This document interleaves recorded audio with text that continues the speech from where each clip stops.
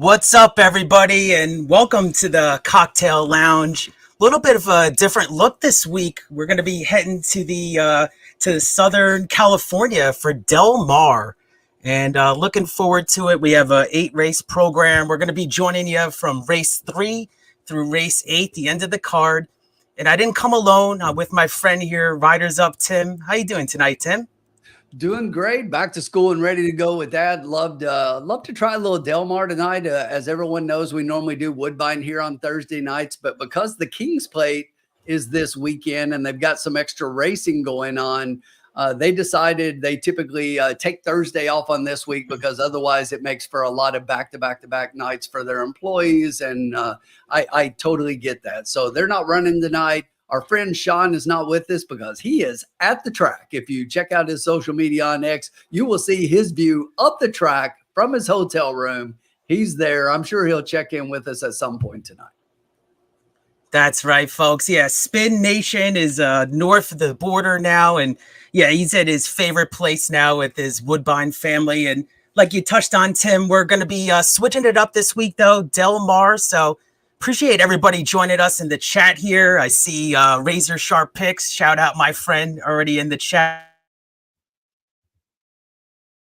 Who you like? I mean, this is a good card. We're actually at the gate right now. We're going to be I was about to say it's like 0 minutes to post, so we're not going to have an opportunity to talk about this one.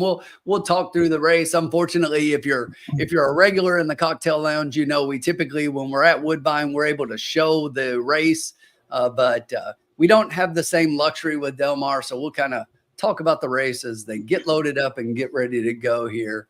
Me personally, as I was looking at this race, I went 5-7-1 here. You know, that's so funny. Actually, Pace Lane is my top pick too. You know, like how this horse broke the maiden, and you know, last time, you know, sprinting on dirt just tossed that race out. I like the races before, so 5 is my top pick. I kind of was trying to fade the 1 here a little bit. I didn't really like the now that this horse is dropping even further. So I know the 1's the favorite, but I like the 5. And, you know, we're going to put an official play in next time, I think. But for me, I would just bet the 5 win place here. I like it. All right, here we go. We're going to be loading up here. I'll get the feed. And like Tim said, we can't show the races, so maybe we'll try to, you know, call them ourselves here. You want to take race 1 or race 3 here? All right, sounds good. Tim. They are off. Pretty even break from the center of the track. The 5 is going to head out to the lead early on. The 7 from the outside post is going to take a position 1 off the rail from him. The 2 is down on the rail in third. Behind that one, you've got the 4 with an inside position. The 6 draws up just beside him. And at the back right now is your 8-5 favorite, the 1 horse. They head into the first turn here, and it's the 5 horse with about a length lead over the 7 coming up to his flank on the outside. The 2 still down on the rail third. The 6 another length back in fourth. It's another length and a half to the 4, and then the 1 to the inside off of him. They went to the quarter and 24-1. The 5 still comfortable on the lead, well in hand. Looks like the jockey's got a handful here. The 2 starting to make up a move on the inside of the 7, coming up and challenging for that second position. The 1 and 4 from the back of the pack are moving as a tandem, and they actually go inside and outside of the 5's 6. loaded. But the 5 looks like he's got tons of horse. 5 is nice gallop. Stretch. They went to the half in 48-4. The 5 looks very comfortable up top and doesn't look like anybody's making up any ground just Showing yet. the whip. They hit the top of the stretch. They went 6 furlongs in 1:12-4. Come on, here we go. Still nice and comfortable. The 2 starting to make up a little bit of ground. Come on, 5. Nobody here we go. Is really making up ground. Ask the question to him. Badly to the back. Here we go. Can't lose to this horse swirling his tail. Come on. Oh, it's a photo. 5 and 2. It's going to be really close. You know, from that camera angle, it's a little tricky. I want to say we held on. Del Mar. I want to say we held on, but it was very close. I think the 5 held. I really do. Me too. I think it's either 5 or dead heat, personally. I don't know if the 5 loses. Yeah, from that angle, it still looks like the 5 to me. Let us know who you like, and hope you guys cashed on that one either way. Our friend Abel Cedillo getting up for the challenge for the win in the photo. Yeah, that's tight. They just showed it. So that's really, really tight. And that 2 is 9-1. The 5 went off at 3-1. Your 8-5 favorite really never a factor in the race. Yeah. I was telling you, it was a red flag for me for the one that this horse was just dropping again. And he actually was carrying a couple more pounds. They just showed it again really closely. And what I try to watch is that red on the inside bar and then where it turns to white right at the line. And oh my goodness, it's close. Man, the 5 it took a while to kind of really get going here. Let's see. 5-1. 5-2-1. That's really close. 1 and 6. So it is going to be a 5-2. We got it. There you go. Got the winner to start here. I had a win place bet. I put it at the gate. So here we go. 3-1. Nice. Close. That is so close. Got it. That is cool. But yeah, the 1 ran third, and the 7 for me was a horse I just didn't have the class. I mean, for this, even this lower, well, this was a 40K level, but I wasn't on the 7 at all. I thought that was a horse I was fading there too, Madison Ray. I bet the 7 completely on class because, I mean, if you look, the horse hasn't raced since May, but I mean, he was racing stakes racing. So, and the thing was he going to be fit and ready to race? I looked at his works and thought that the works looked like the horse might be fit, but he needed a race. Going a mile first time off the shelf is always hard, but that horse at this level definitely fits because, I mean, that horse, if you look last year, it's like nothing but stakes race. I saw that now. All right. Well, we'll take it to start here. And thank you, everybody, for joining us. So we're going where the turf meets the surf. So let's go. We got the races official here. And Umberto Rispoli, you get 820 to win on Rispoli. So it was actually just right at the morning line, 3-1 for Pace Lane.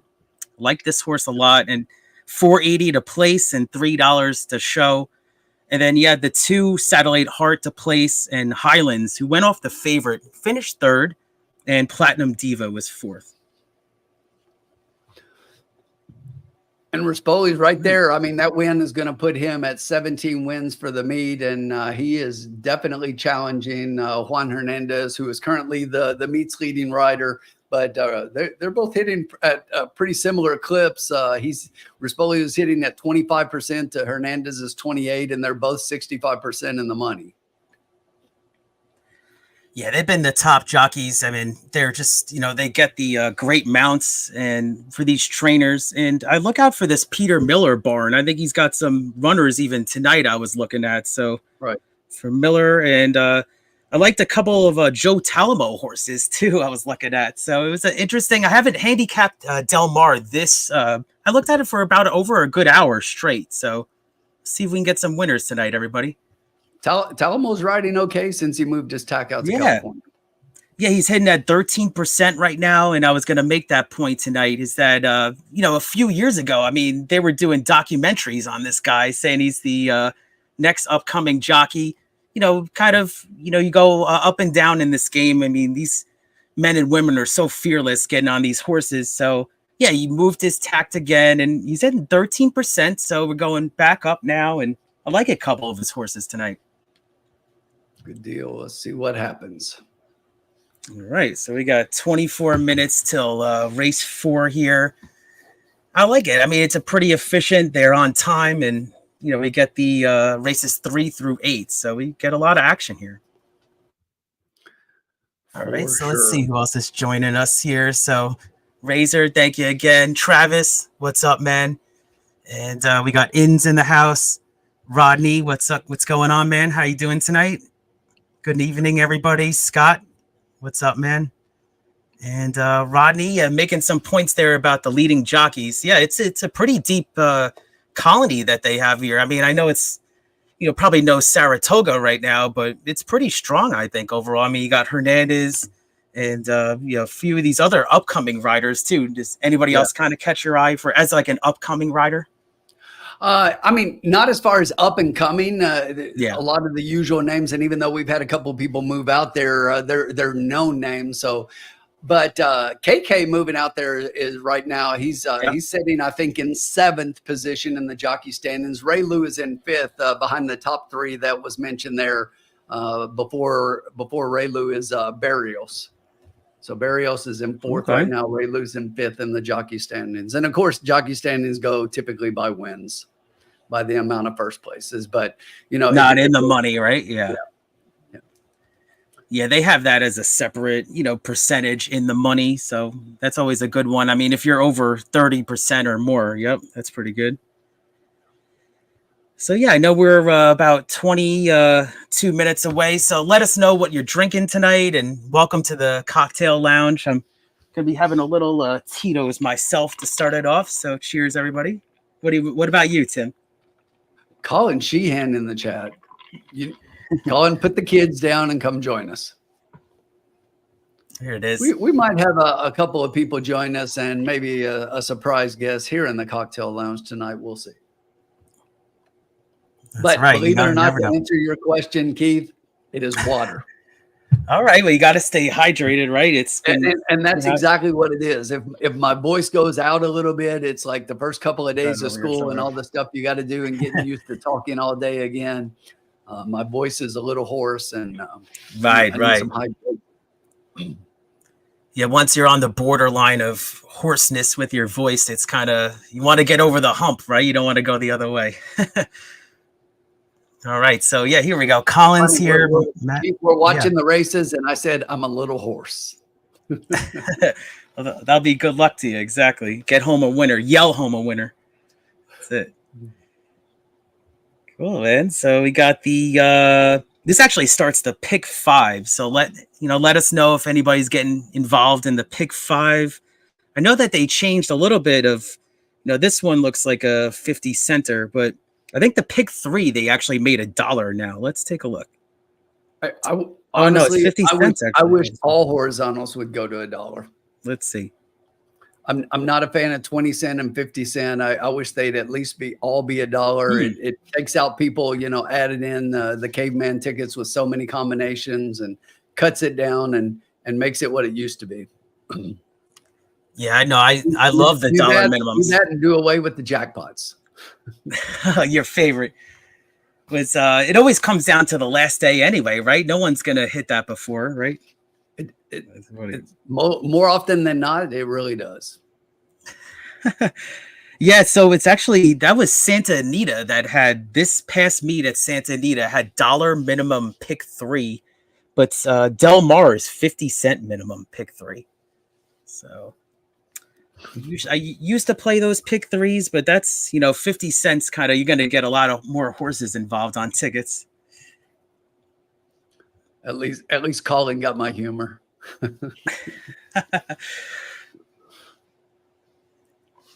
Very cool. So thank you everybody for joining us. We got was a little bit of an earlier start, right? Usually you guys are like 6:15, or I think we're something like that. Yeah, for the lounge, it's right about that time, and that typically for Woodbine would line up with the races a little better. But yeah, I was just pulling up the training and jockey standings. So I mean, it just feels like this meet just started, and it really did. I mean, we still got the Pacific Classic to come, and then before you know, it'll be the Breeders' Cup at Del Mar. So gonna be moving fast here. Got any horses you're really looking forward to, Tim, that have already punched their ticket to the Breeders' Cup? Anybody that really kind of stands out for you? I mean, there are always horses that you like, but I mean, the Breeders' Cup is the who's who, right? It's something that when you start looking at the Breeders' Cup, I really, before I start talking opinions and even think about the horses that I really feel strongly about, it's like, you've got to see the fields. Yeah, for sure. You have to see the fields, because you can have a horse you really love, and then the Europeans bring in somebody, and you're like, okay, forget everything I was ever thinking. Right. Got this Appleby horse, and everything changes at that point, right? Yep. Yeah, when I was in Saratoga, he's actually got he bought the farm up near right next to the track, so he actually doesn't have to ship his main horses like Master of the Seas. I know that horse. I think Right. they were opting for another race at this point, not the 4-star Dave, but yeah, he's got I think about 20 horses stabled at Saratoga right now. Exactly. So we actually talked about that. I think it was Oh, on one of okay. the lounges that Sean and I were talking about that a little bit. That people typically look at his horses and be like, "Oh, he shipped this one in." No, that those a lot of his horses now are based in the U.S. and they've got a farm they bought right down the road there to be able to keep them here and condition them here and prepare for the Breeders' Cup. So. Yeah, for sure. I mean, that just saves so much with the shipping and everything. And yeah, I know it's a big enterprise that they got, but still, I mean, just from a just a convenience level, having these horses train there too, that's huge. It really is. And it gives them an opportunity to not just be here for the biggest races, be here for big races, but some of the ones that are that they might not have shipped the horse in for. Definitely, man. So yeah, we got race 4 coming up at Del Mar. So, let us know who you like. It's again start of the pick 5 here. So we got some big fields, some horses I recognize. And yeah, do you want to maybe start talking about this race? This is a pretty intriguing race, 9-horse field here. It is. So we've got a $50,000 maiden race for California bred or California sired maidens, 2-year-olds. So we got a bunch of 2-year-olds, and I thought the field was interesting. You've got a couple of first time starters. You've got a few horses that have run in the past, and I think when you start by looking at the outside positions, those are your most experienced horses in here. And I think the 8, who is your favorite right now, is just a standout in this race. The horse started out in maiden special weight company and dropped the last time into a race right at this level at the maiden 50 and was just beaten a neck. And it looks like the horse is really kind of much better than some of the others here, even though you look at the 9 also dropping down from the same level. But the thing that stood out to me with the 9 was, if you look at that last race the 9 was in, that's the same maiden special weight that the 8 was in 2 back before dropping down. And the 8 in that race was a good 8 lengths ahead of the 9 in that race. And I watched it and much the best. So the 7 was also in that race and finished 3rd in that race. So the 7's one that could improve on the drop, even though it didn't look like it last time out in that race 2 back. That was a much better race. Right. So I like the 7 a little more than the 8, but the 7 wasn't, or more than the 9, excuse me. But after the 8, I actually went from that horse inside to the 4, Whiskey in a Teacup. And looking Sounds like at what I need one, tonight, right? Yeah. What's that? That's what we're drinking in the cocktail lounge tonight. Yeah. Absolutely. So, speed figures on this one have been a little bit below what the 8 ran in the last one, but very much on par with those other horses. Another one dropping out of the maiden special weight class. So the thing about this one that kind of stood out to me was the works look like that this horse is probably ready to run here. Already has 1 race over the track. I just think that this is a horse who, based off of the breeding here, could definitely be a part of the board.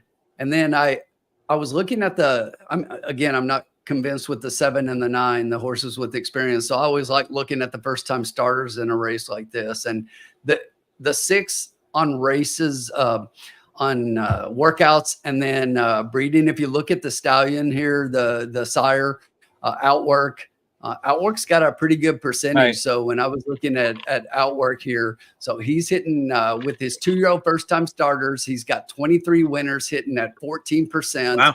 Wow. And so hitting at a pretty good clip with 2-year-olds overall, not just first start. He's pretty consistent, and all 2-year-old races, he's still at the same 14%. So pretty decent there. I think this horse is one. If any of the first time starters are going to do anything, I like the horse more underneath, but I like Raylu on this horse. And I think this one could be a piece, but I'm really strong with the 8 on top. I could go either way, 4 and 6 underneath, but I think it's probably 8-4, and then I'd go 6 and 9, 6 and 7, 9. Very cool. Yeah, no, great analysis there. And I'm very strong on the 8 too. So just trust me. Sounds like Jake the Snake Roberts. I remember he used to always say trust me as a wrestling promo. So yeah, I'm gonna give you some analysis here. We got 13 minutes to post. So yeah, just remember, thank you everybody for joining us here at the Cocktail Lounge. What is it, 89th? It's wow, time is flying here. 89th Cocktail Lounge. But yeah, remember, hit the like button to and trust the profits and subscribe. You know, we got content coming. I'm gonna have a Travers show next week for Keats Cash Plays, but we got a lot of content coming out. So Travers is next weekend. We got the Alabama this Saturday for 3-year-old fillies. So you could also let us know who you like in that race too. That's an intriguing field. But yeah, I'm looking forward to it. I love the summer racing. Is that your favorite time of year, Tim, for the summer racing? You think that's the strongest? Yeah, you know, it's not for me, and I I love the fall racing. I love, you know, when it gets into those last couple of months leading up to Breeders' Cup. Plus, you know, Keeneland opening up the first weekend in October always for me is a big deal. That's my favorite track where I like to go, where I grew up. So I love that track. But those races around that time of the year, getting ready for the Breeders' Cup and starting to really handicap and look at all those races. I mean, it really is the championships of racing, to where we have the Triple Crown. We have lots of good days. We have the Travers. We have all these big days and these big races. But what other day has that many great races on one card on 2 straight days? Yeah, I mean, amazing with the talent and the connections and everything. It's just all the top connections come together for the biggest races. Cool. So yeah, race 4 coming up. So I kind of hinted I'm big on Just Trust Me, the 8 horse.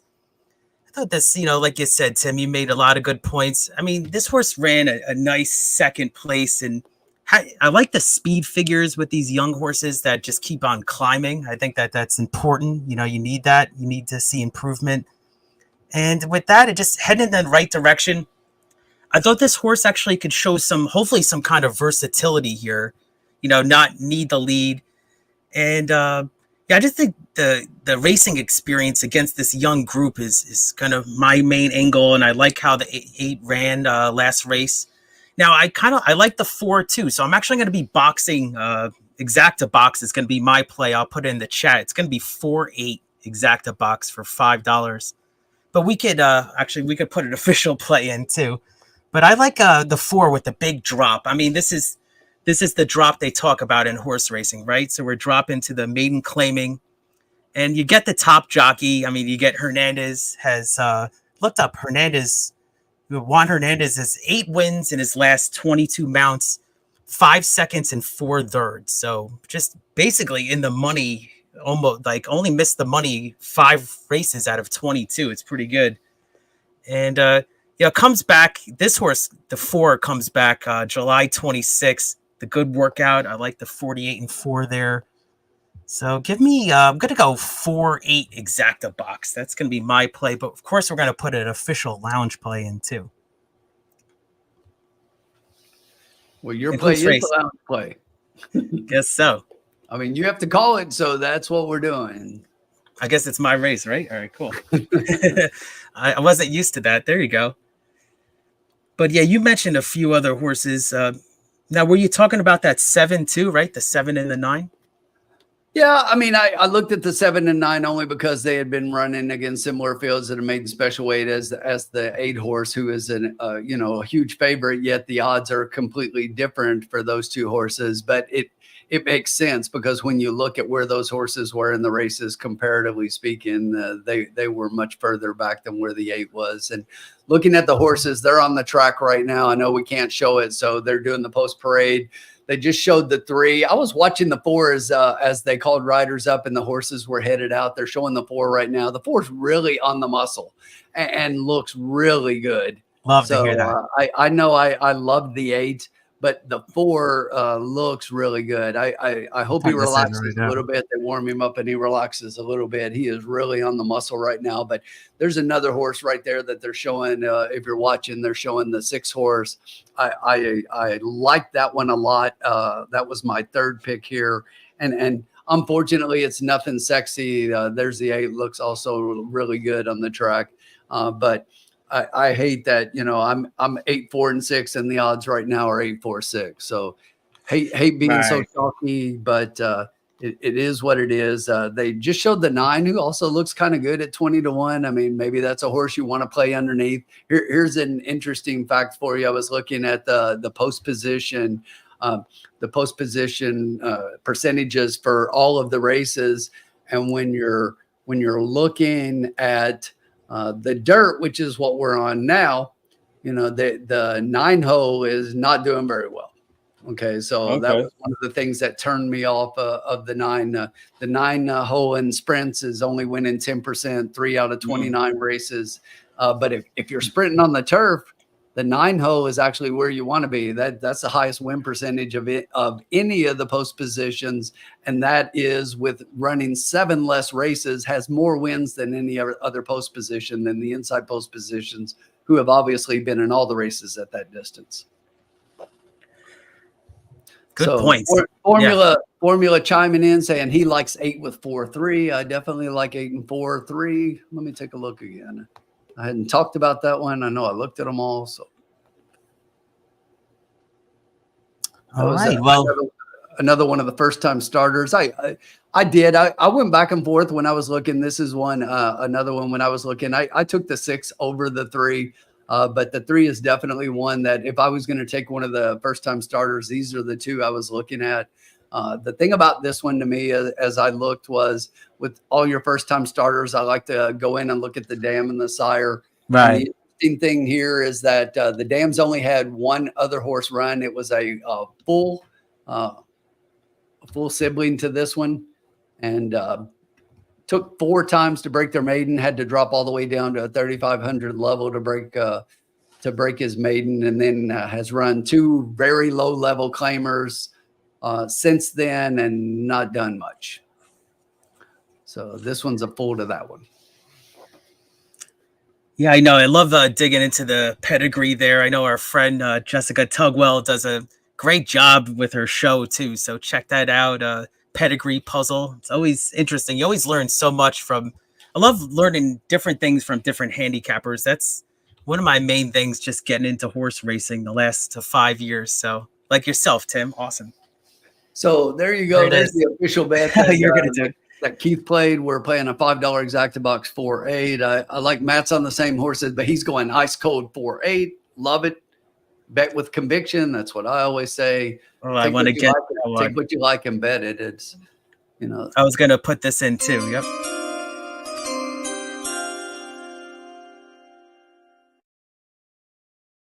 And it's no surprise right now when you're looking at exacta probables. The 8 in here is the 8-4 is the lowest in the exacta probable pool, paying $13.20 for $2 right now. A 4-8 is a little bit more, paying $16.80, but that is definitely the preferred pairing here on the exacta probables. The will pays definitely have pretty much the same horses. They have the 8 in both the double and the pick 3. The 8 is the favorite over the 4, with the 4 being second favorite in both of those pools.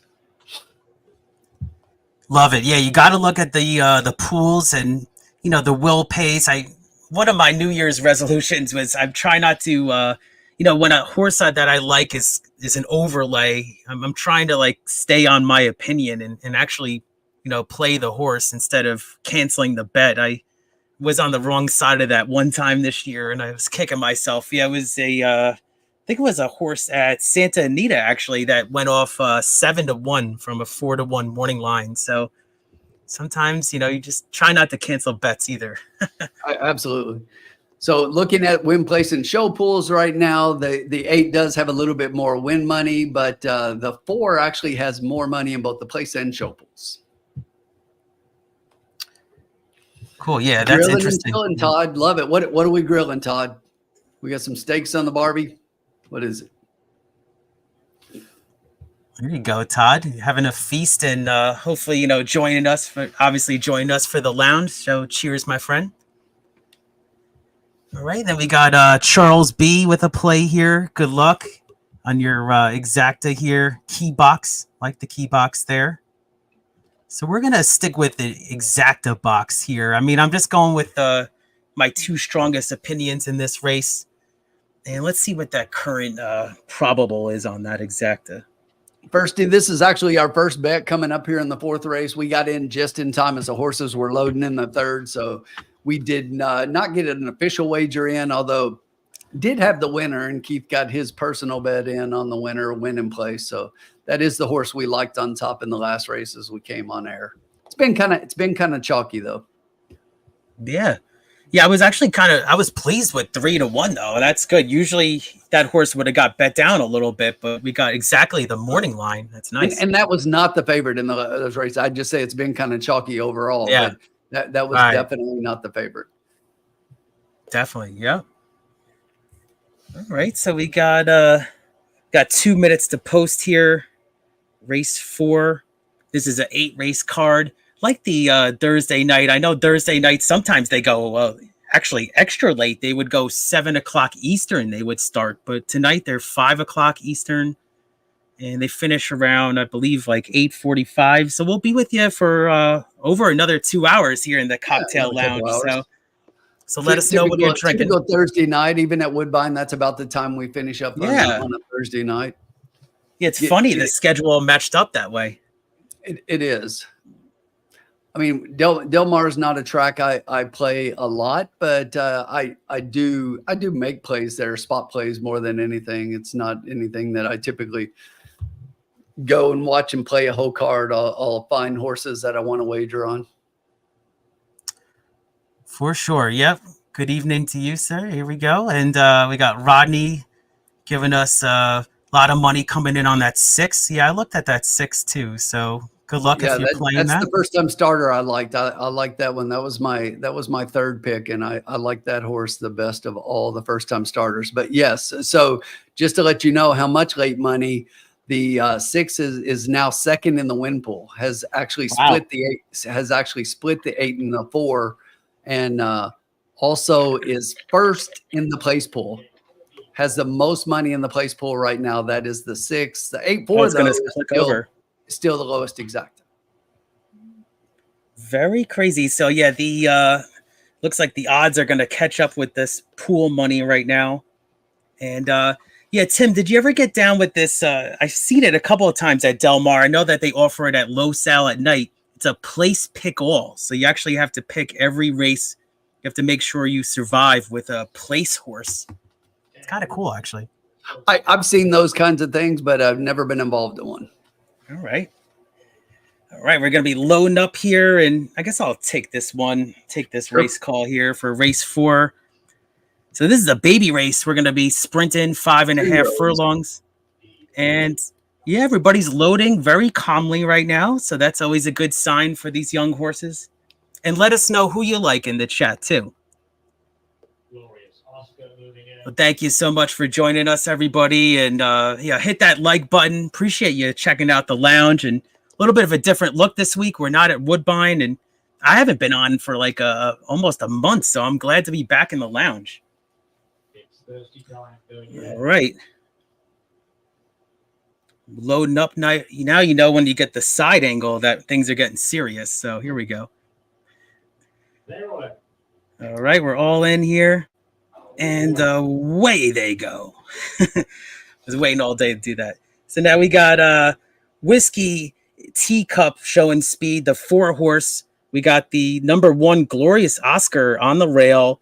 And this is the 5 Unsustainable on the front end with the 8. Nice stalking trip. Just Trust Me on the outside. Let's see how fast they're going. So we got 5, 7, and we got those two kind of separating away from each other. We got the 7 coming up very smartly on the outside. So the top 3 are kind of looking to get away from the rest of this field. We got 5, 7, 8 on top. They went 21 and 0.72. So that's actually pretty quick pace for these young horses. And we got the top of the stretch here, and it looks like Hopefully that's our 8, right? I can't tell with the sun. Yeah, That's we the got the 7 8 on the. now. All right, so we got the 5 on the outside. Oh yeah, we got this. 8's fading. Yeah, 8's fading to third, so it's down to Coming the again, 5 though. and the 7 here. Here comes the 8. Finally got rolling, but gonna be too late. Too late. Yeah, we got the 7 on the lead, 5 at the rail. It's going to be not. close. Here we go. It's going to get really tight. Oh, You know what? I think the 8 got up, but I think the 7 I split the couldn't 8. tell. I You think got the the glasses 7 on. I split the 8. didn't put my glasses on tonight. I should have. Yeah, you know what it was they had the numbers wrong. They were showing 587 for the longest Yeah, time. that's what messed me up. It was 578. So I got fooled by that. Yeah. so here they're going to show it again. This is reminiscent of the first race. And there's our 4 rolling for 4th or 3rd, actually. I'm sure that the 8 gets up for the win, but I don't. How about this 4 late? 4 got up for second. Wow, I didn't realize how close that exacta box got. That's crazy. No, I don't think he got it either. But that was a late rush. I'm pretty sure it's 874. Looks like it to me. But yeah, the first race was very similar. Ooh. You had 2 horses out front. You had a horse that had led most of the race on the rail. You had a horse come up outside that horse and pass him. Those 2 were a bit in front of everybody else. The horse on the inside, which had led the whole race, came back to put a nose in front. And a horse came from last to just get up. And we hit it. We hit it. Oh, they're showing 4. Let's go. Let's go. Yeah, we got the bob. Here we go. I was waiting for it. Sorry, Tim. I was like half listening to you. That's good. I can't believe we got that inch at the end. Oh, nice. I would have bet money that it was 874. Me too. Oh, man. Finally went our way, huh? I actually bet it personally, too. Man, awesome. I always do. Don't we always Here do we that? go. Do you ever, I know you say bet with conviction sometimes. Wow, I can't believe we still got that. You ever do, one time I did the El Hombre hates this bet. You do your 1 horse on top and then all second, and then the other horse you like third, like as a backup try. I hit one of those big time, but he hates that bet. All right, here we go. So thank you, man. That was awesome. Yeah, so Thank you, it Rodney. was your lowest exacta, but still it'll be okay. Right. So that was $15.60 for $2. So Can't believe we got that. That was racing gods were on our side that time.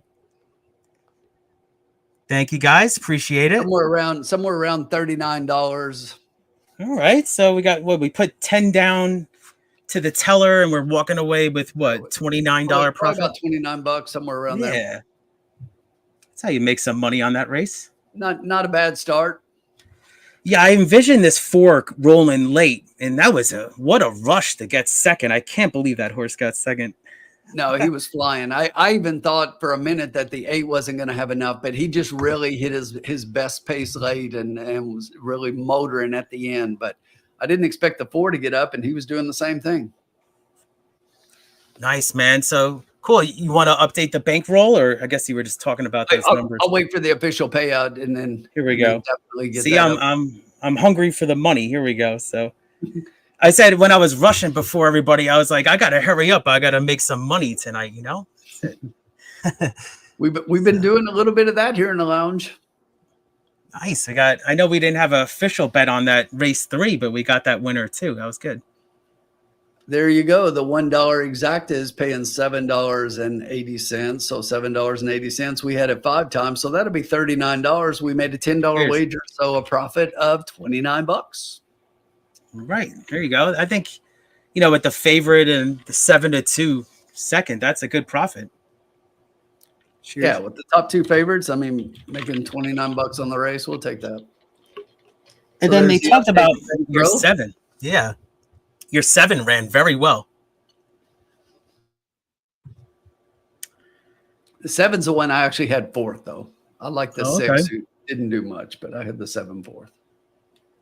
Yeah, they come out of the same race, and I looked at the 7. But yeah, I mean, that's going to end up being a pretty strong race. So sometimes I go back and I mark, my PP, and I say that's a pretty strong race because you had the top horses there coming out of that race. That's big. Very good. So we got race 4 in the books, and then we're going to be late pick 4 times. So you can let us know if you're getting down with that. And thank you, everybody, for joining us again here at the Cocktail Lounge. A little bit of a different look. We'll probably have maybe some guests kind of popping in, some different guests that might be coming. And then we got 4 races left. And I know our friends at Woodbine are going to be starting their big weekend of racing tomorrow. Very good. All right. So, yeah, let us know what you're drinking here. And thank you, everybody, for joining us. That was a nice hit there. I thought it was decent. I can't believe that 4 still got it. I'm watching the replay. Whew. Yeah, from that angle, it looks like it was just short. I would like to see the photos come up sometime, because it's like I just didn't see it that way. But again, that line and that camera angle is really bad. Yeah, it seems pretty high up. And you know what camera angle was? Colonial. I thought that camera angle was very strange when I saw it. I couldn't tell where the wire was. And then I know at Turfway, I think they fixed that issue, which was good. Beer and whiskey, Todd's two-fisting it. There you go. Chug and take a shot, right? Very good.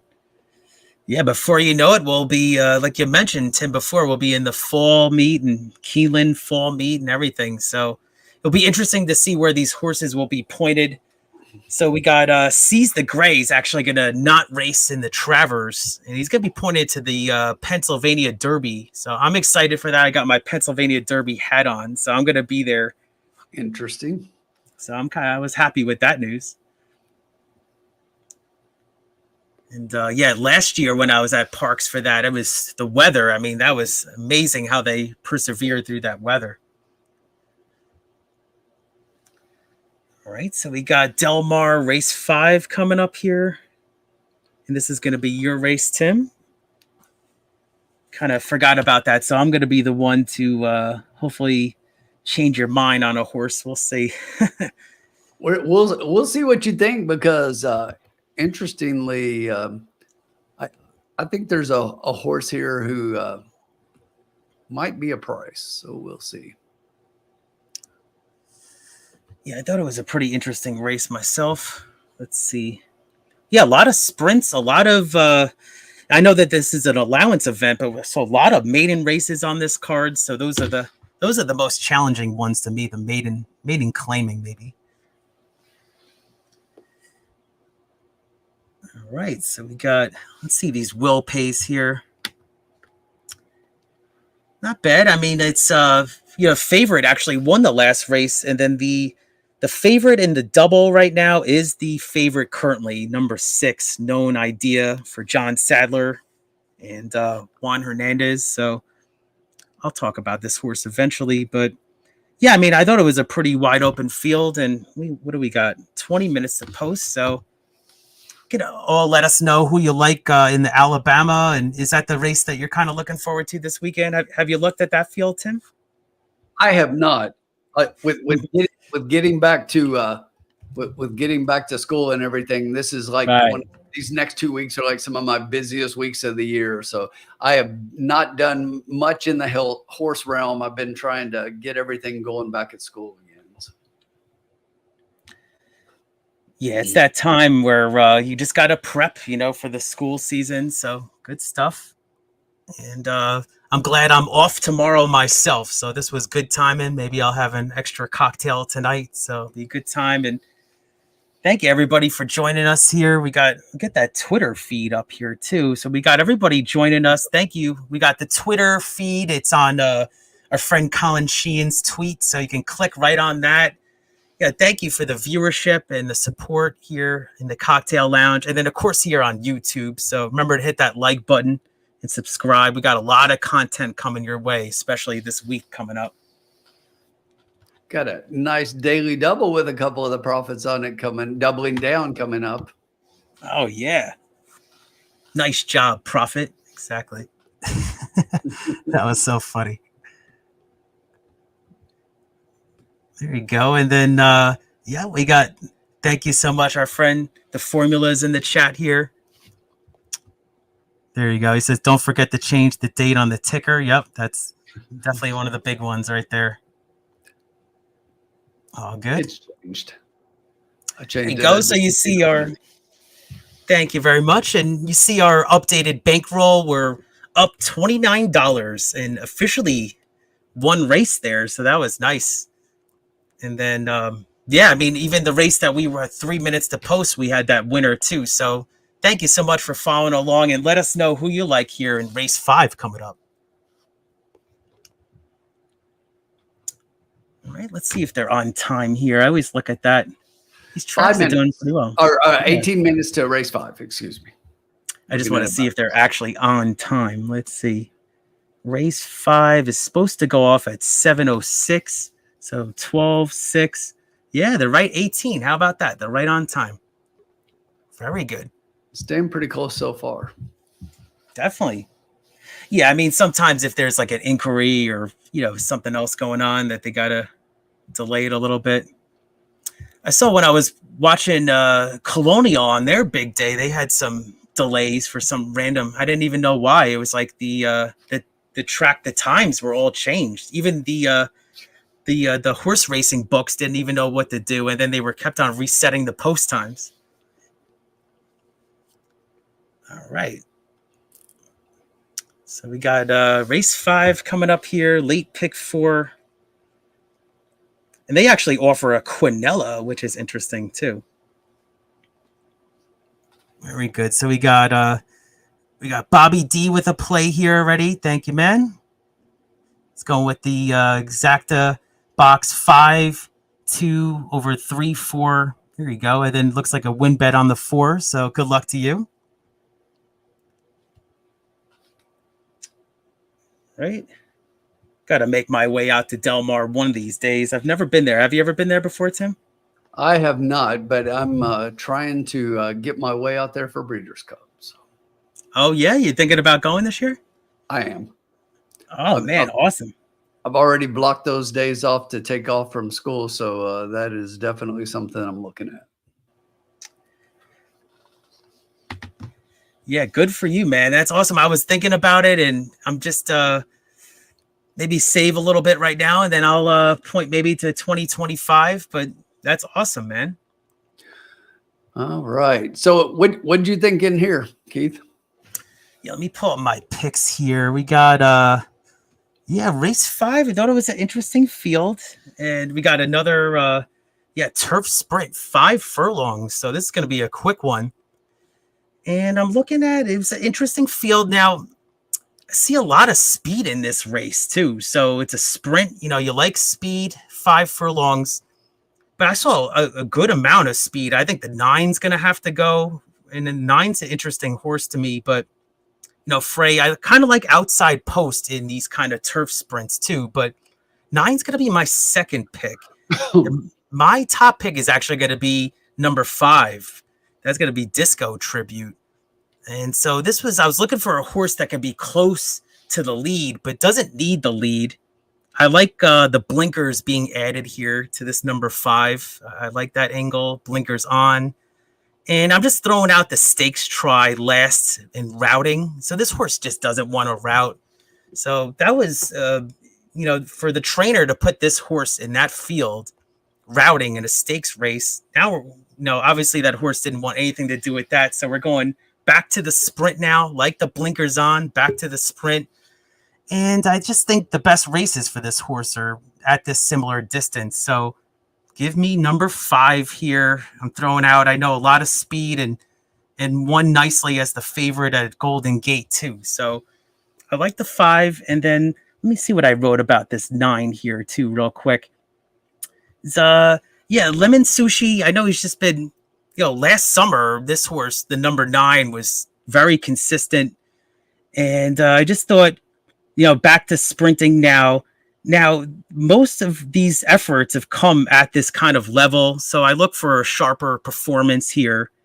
And then, just look back. I mean, I like the outside draw, like I was saying before, for Lemon Sushi. So those are going to be my top 2. I didn't really go much further than that. I'm going to go with 5, 9 here. Right. Yeah, and Rodney brings up a point about don't be so quick to fade the speed. It's been speed favoring, and I Right. agree with that. But you There's a can't lot in have this five field. horses in here on the lead, Right. and you know even on a speed favoring track with so much speed up front, it makes me hesitant, you know, to take one of those horses when I think that there are just way too many horses, and this might turn into a race to where it falls apart a little bit. So at least that's the way I'm going Right. to play it. Me too. And you know, Todd brings up and starts talking about this 7 here. I find this 7 very interesting. And this 7, if you're looking at everybody else, you can be quick to throw the 7 out, but the 7's the least experienced horse in the race, but trying the dirt last time out in a maiden special weight, basically came alive, won that race pretty easily, won at the distance. This Tough post is a too. horse Yeah. that what's that?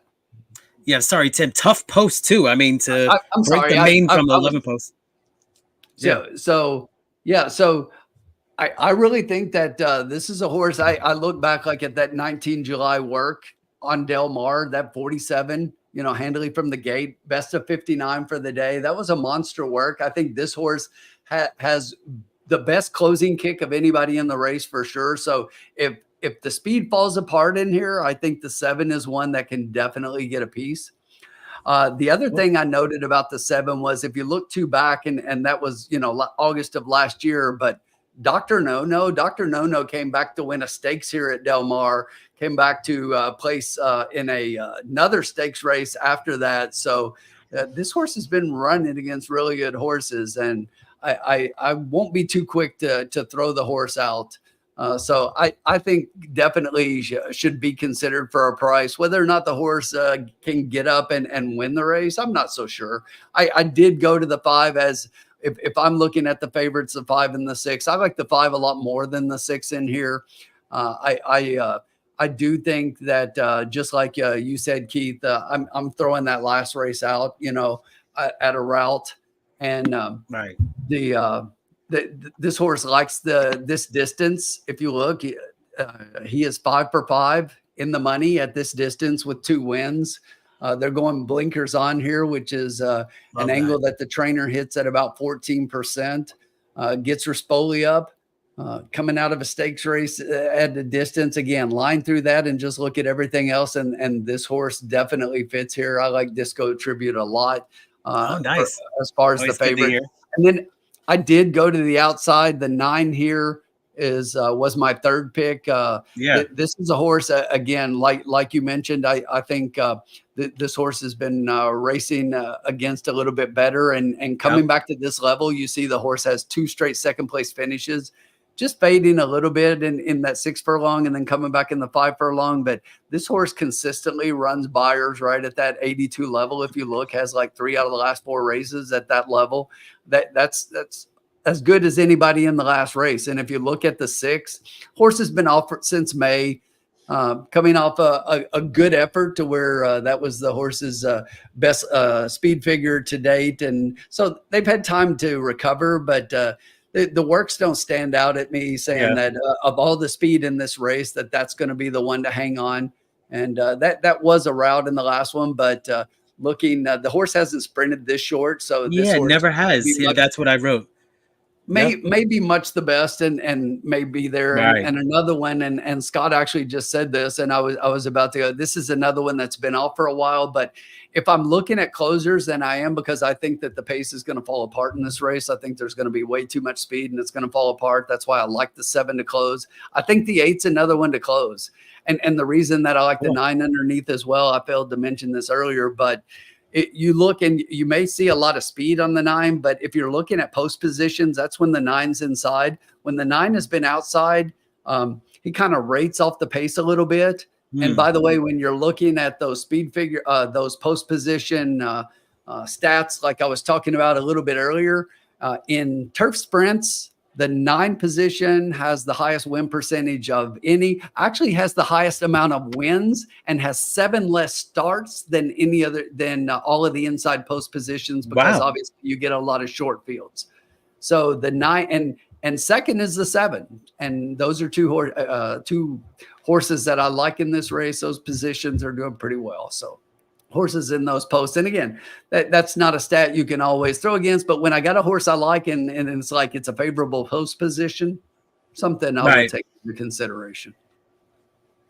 Yeah, it's always interesting, to incorporate that kind of into your handicapping, is if a post is doing well, and especially at a condition or a distance.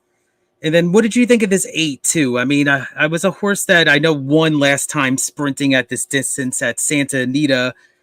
I just didn't think that was that strong of a field. I mean, compared to this, and it's a tough read. I mean, this horse, I wrote on the 8 too. I said, watch the tote board on the 8, and the 8's actually right at the 5-1 morning line. And I wrote that for the 9 also, Lemon Sushi, who's 9-2. Yeah. You're getting a nice price on the 9.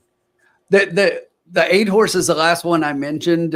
Scott brought up 8 closing from the clouds, and I agreed with that this is a horse that's going to be closing late. Whether it falls in this race falls apart enough for this horse to get up, I think the 7 is going to be closer to the pace, and I like to close from being off the pace a little closer.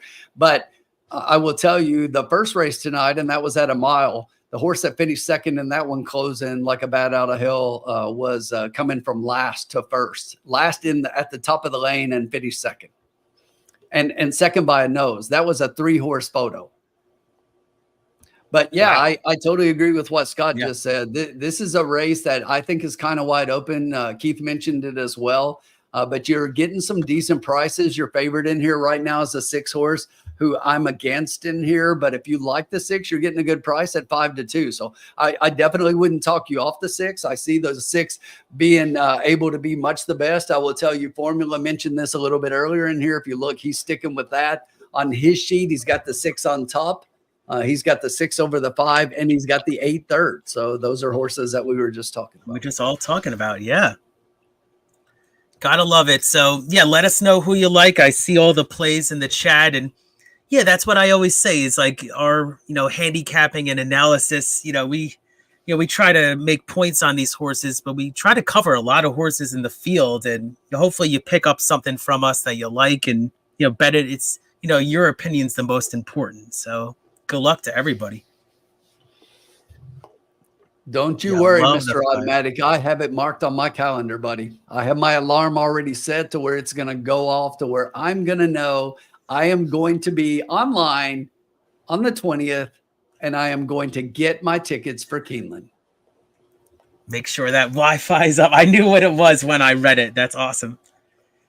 Get those tickets for Keeneland. Is that opening day, or is that just, No, that's next week when tickets go on sale. So tickets at Keeneland, I mean, the bigger days, general admission will sell out the first day, and dining, all of the dining at Keeneland will sell out in the first hour. Yeah, remember when I went? Some of the dining rooms will sell out in the first 10 minutes.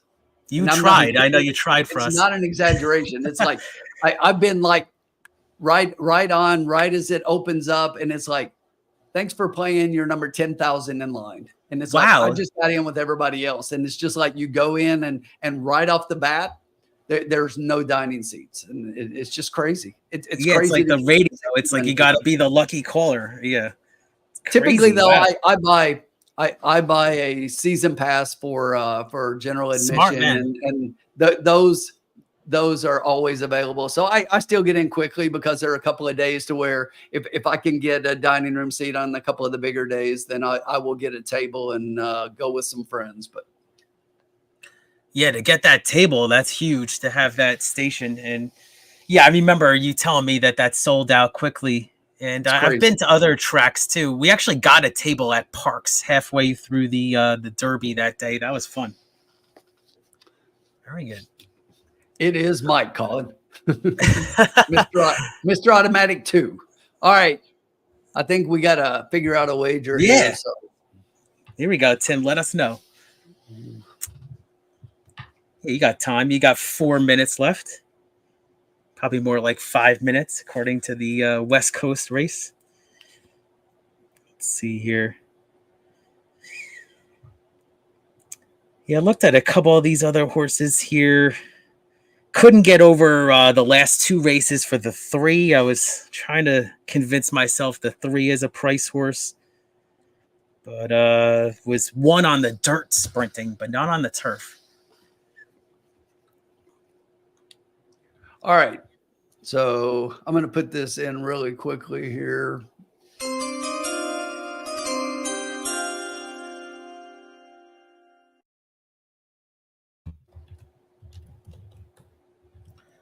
All right, so the pick is in. We got 3 minutes to post, and we got a we got an 8 horse field here. So scratch the 1 and the 10 from this field, and it's a great betting board. I mean, look at this. They got, the longest shot on the board is 14-1, but it's just really spread out this race from a betting perspective.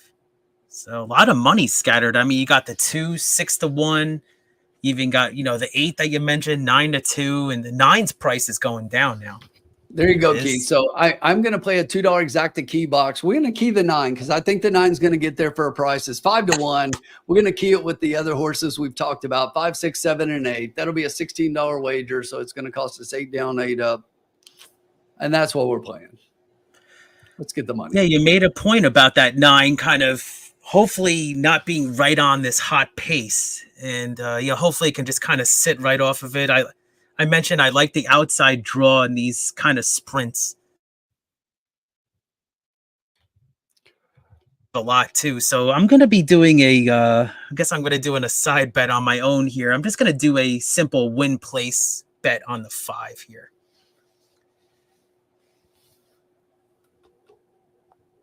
All right, so let us know who you like here. We got 2 minutes to post. And going to be a sprint. So, I mean, this is going to be over before you know it, probably. It's not going to be like those quarter horse races where they say, you blink and it's over. But 5 furlongs is pretty short. Yeah, I see this pick 4 pool is growing, and we got it over 200,000 now, it looks like, for the pick 4. So that's a big pool. But we're going to do a $2 exacta key box here. I like it a lot. It's a nice play.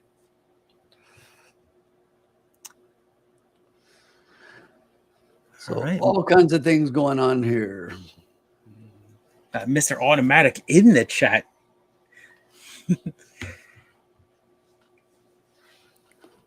But as you see, everybody, our current bankroll is 100. We're actually at $129. So we're profited $29 so far. So hope you've been cashing along with us and you're having a drink with us tonight. So we got a Thirsty Thursday here. Hopefully we'll be cashing a couple more races here at least. Still can't believe we got that 4 for second.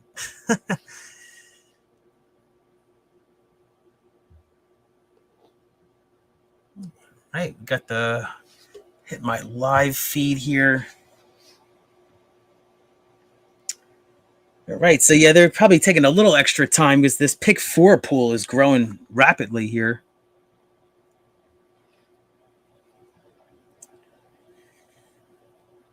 Very good betting race. All right. Yeah. Yeah, sorry about that, Groundhog. I've kind of been there before. It's tough sometimes when you get shut out at the gate too. Yep. All right, we're at the gate here. So very efficient by Del Mar tonight. They're right on time and got a big field here. We made a case for a lot of horses. So let us know who you like and that you see our play there on the screen, and we're up so far. So very good.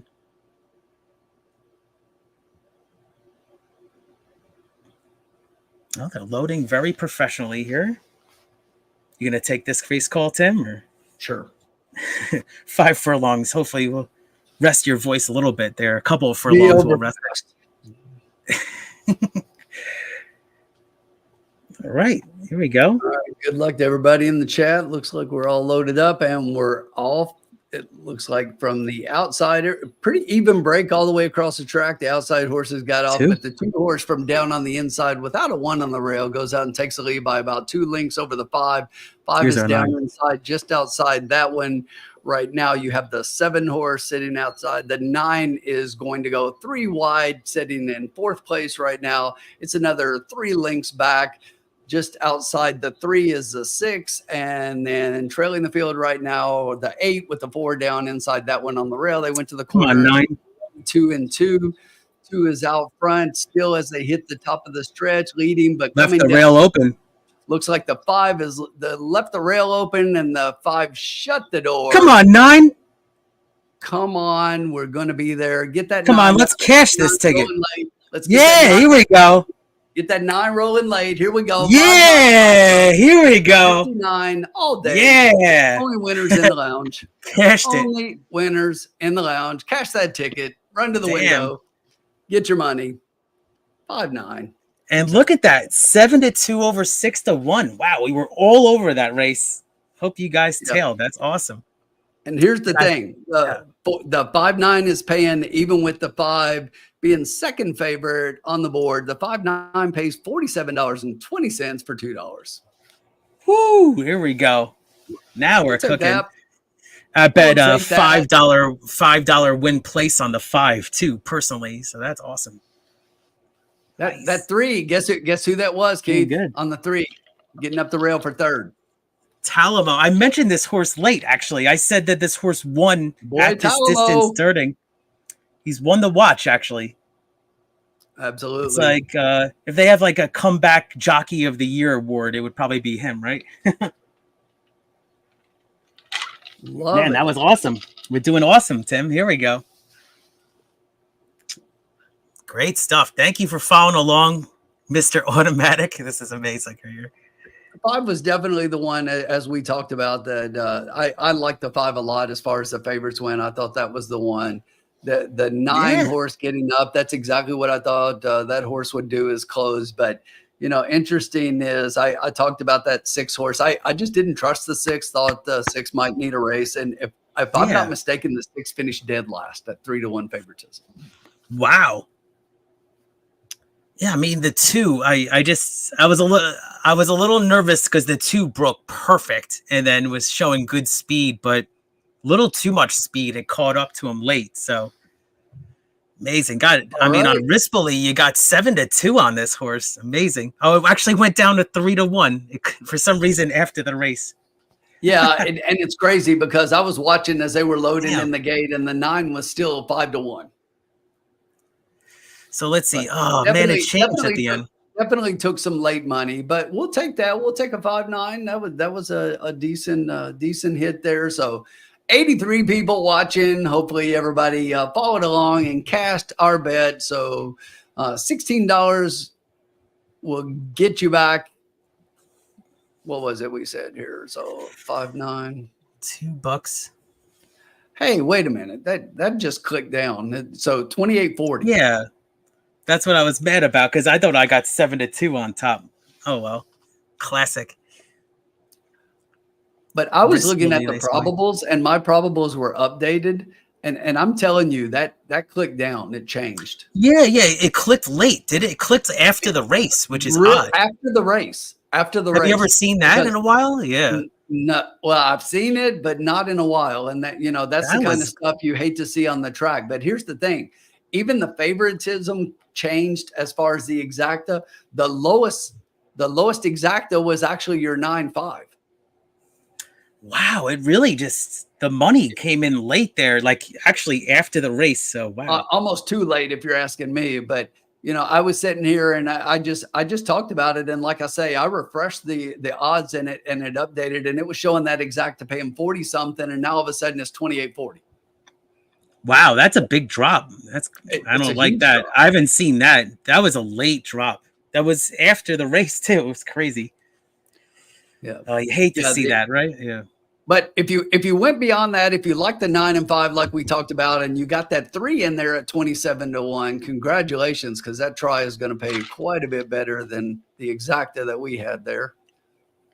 Yeah, then I saw somebody in the chat. I know you mentioned, did you talk about beer money? This horse came in fourth. So, Ayuso. This is one of the jockeys that I think is kind of up and coming in the colony. Ayuso. I like how he rides. So, but yeah, very nice exacta. We'll update the bankroll here, and yeah, we're cashing every race so far. This is awesome. Yeah, I bet the 5 on the side here, so things are going pretty well here. I should have put a double together after that. Yeah. A lot of late money came in on that 9. Yeah, it was. Well, I mean, when we were talking about the 9, it was 9-2, which was, I was like, sign me up, and then 5-1, and then a lot of late money.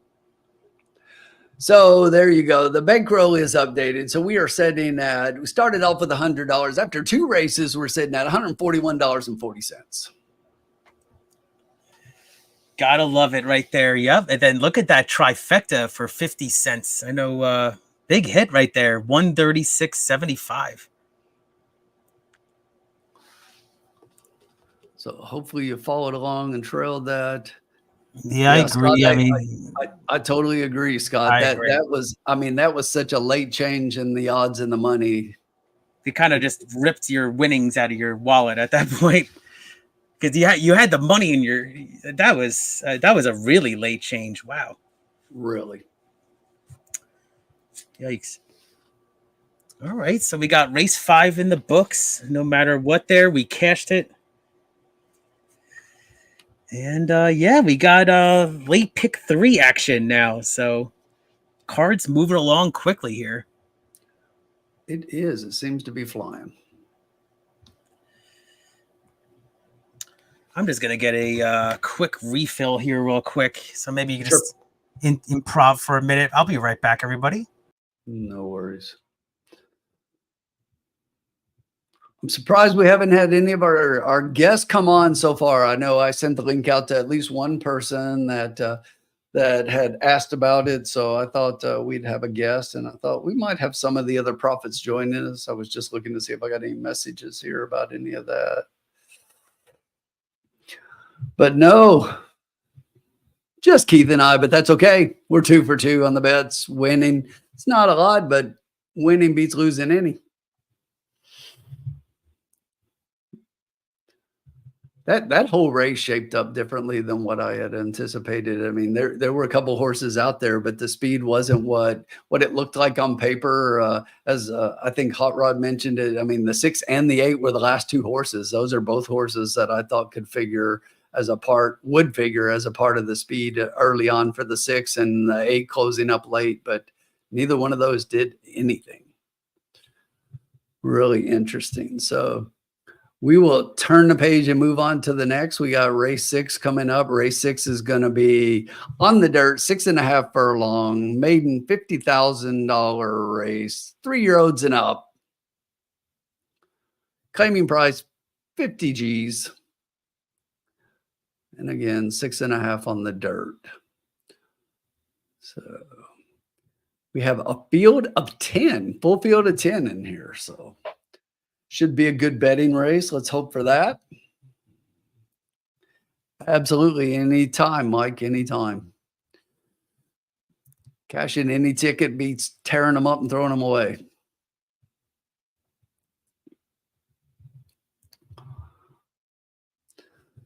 Good evening, Benny. Welcome aboard.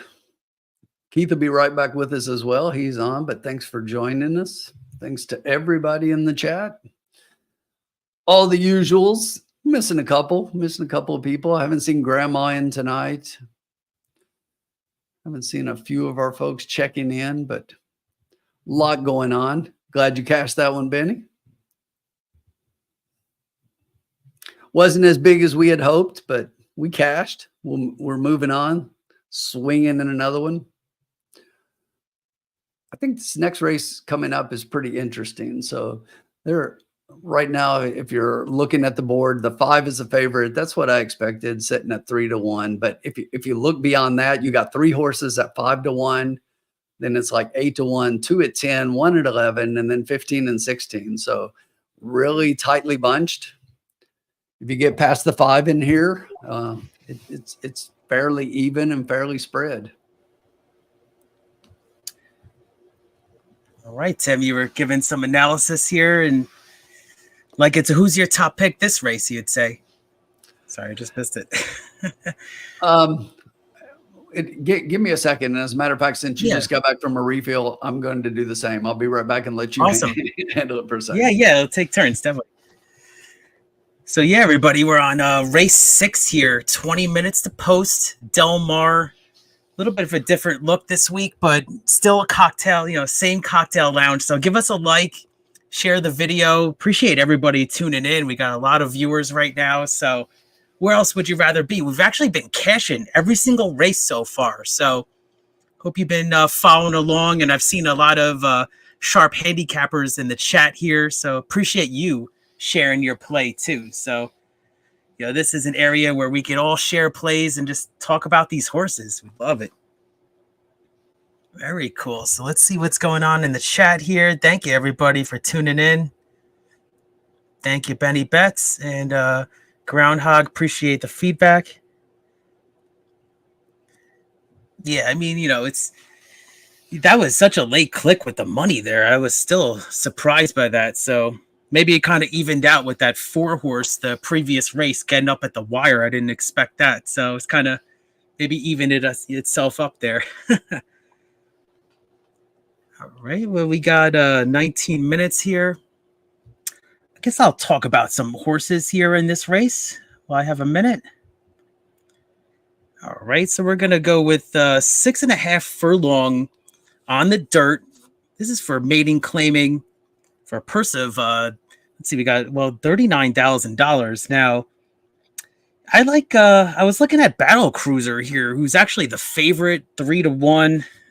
Going to actually be, I'm going to try to convince Tim. I think it's my race, but I'm going to play a couple horses, maybe in an exacta. But Battle Cruiser, I mean, he, tried maidens. He was, consistent. And then, best race of his career was actually maiden claiming this level. So I looked at that race, and he's in for the tag here too. So, and he's just been doing really well. I mean, he got Hernandez, one of the top jockeys here, if not probably the top one, especially on the dirt, Rispoli on the turf. And then, this horse cost a lot of money too. I mean, this was purchased for $300,000. So Sadler is this horse is hopefully going to have a little bit of a form reversal with this drop. So back to hopefully the appropriate level. So I like the 5. And we'll just get rid of this ad that just came up. But yeah, other than that, I like the Battle Cruiser. And then let's see who else I was looking at here. So yeah, I mean, we talked about Joe Talamo, who's, I know he's disappointed the last couple of years, but he's hitting 13% this meet at Del Mar. And I like the 7 as a price. So I think Tim kind of hinted he might like a price this race. I like Broadway Unions, the number 7. This horse was showed good speed. It kept on for a good 3rd place. And I like the workout now. I mean, I like the workouts. I like how this horse got a break. I mean, this horse had a big campaign, the number 7. And then other than that, I mean, I like the drop too. So, and the works. So 7's got a sneaky look to it, I think too. So I'm kind of 5-7. And then I'll look at, I looked at a couple other horses here. Let's give you another perspective. Oh yeah. I gave you a hint is Ayuso, Armando Ayuso, the jockey. I like this jockey here. And he's kind of up and coming jockey. The 2, is showed some, sprinting wise, showed some decent races, a lot in the money. Gonna kind of throw away that last race, but if you look back at some of those other races, and then returns back now as a gelding, so you always hear about that angle gelded. Now maybe kind of get the horse to kind of relax a little bit. and then with some good workouts too. So those were going to be my picks there. And I know Tim's going to join us again. So let us know who you all like too in the chat.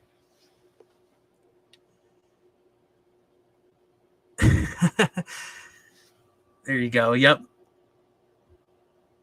It's like Mr. Automatic Burner account, it looks like, right? Yeah.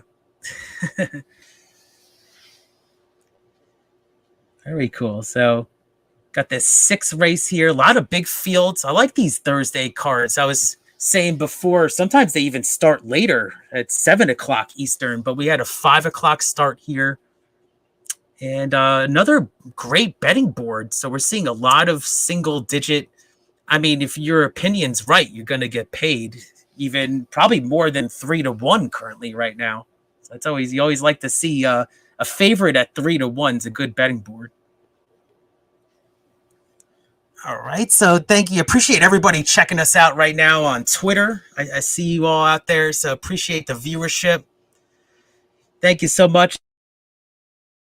YouTube too, and give us a like. Yeah, that would go a long way. Appreciate the support coming at you with the cocktail lounge. I believe this is 89th cocktail lounge. So time flies. It's nice to be back. I was off a month, but I'm back here in the cocktail lounge. All right, we got pull this up here for everybody. Very good. So we got 14 minutes to post here. Del Mar, race 6. I gave you a breakdown of a couple of horses there, but you could make a lot of cases. You know, you got KK Kamushi Kimura on the 4. This horse has showed a lot of in the money finishes. I mean, if you like a 3rd place horse, you must want to like key this horse for 3rd, right? I mean, you don't want to ever do that, but I mean, you had 4 straight 3rd place finishes on the 4. Maybe a good stable dual horse. I don't know if they're offering that today. I think they are. So you get a square price 10-1 on the 4. But I'm on the 5 and I'm on the 7. Those are my top plays there with the 2 underneath. So those are kind of the horses I'm looking at. I was mentioning before about Talamo. I think he's got a couple of live mounts tonight at prices. So and this horse is getting bet a little bit too. 8-1 from a 10-1 morning line. Appreciate everybody tuning in. Tim will be right back here. And yeah, this is awesome. Thank you so much, Jen, for tuning in. You like the 7? Good luck. Like the 7 too at a price. Appreciate it. All right, we got everybody else. I don't know if they got you before, Matt, but I know you got a play here too. You got the super box. Awesome.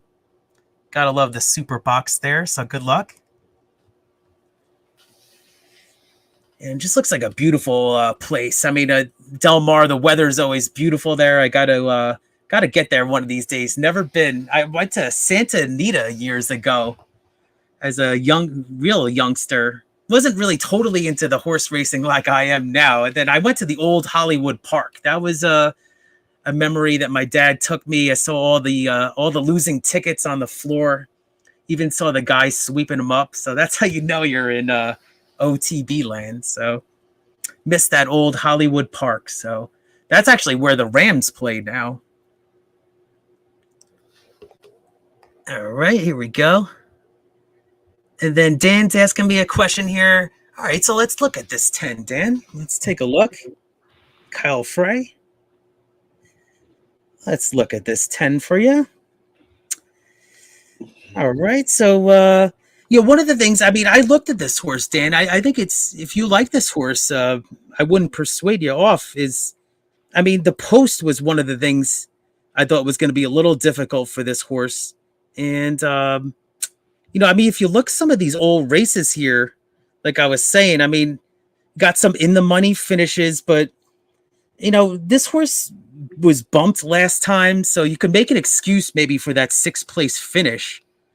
You might have a little bit of a look there. I mean, you got 6-1 and for a trainer that can pop up at a price. So the 10, hey, it's hard to, did you handicap every single horse? I mean, I definitely looked at this 10, but I was using underneath. So Yeah, I gave some handicapping to the people here about my picks, so we got some time. What did you think, Tim?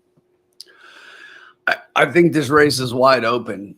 I mean, the first thing that stood out to me when I was looking at this race is a lot of these horses are coming back off a layoff. So you've got Right. a lot of horses, and some of them aren't extreme, but you got a lot of horses that haven't run since May and June in here. Um, so when I'm looking at horses, I mean, the 10 is actually a little fresher than most that you were just talking about. He his last race was at a mile and in the maiden special weight. Two back, he did go 6 furlongs at this condition right here, so that looked a little better. The thing that concerns me about the 10 hole is that post position is 1 for 17 in these dirt sprints on the main track. Right. So I didn't he's like the he's post. definitely up against it with the post position here, but based on everybody else in the race, I mean, it's definitely possible. The 5 is a favorite. This is one of the horses who has a race here lately, so is probably in a little better condition than most of these. You'll see the horse race back on the 25th.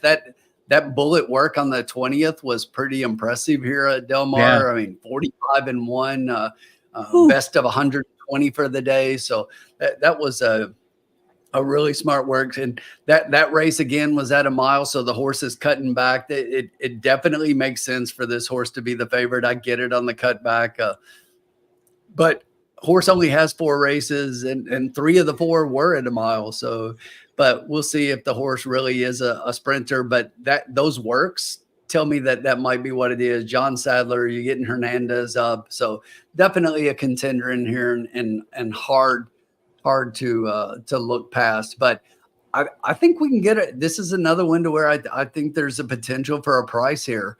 I'm interested to know who it is because I have a price as my second pick. Yeah.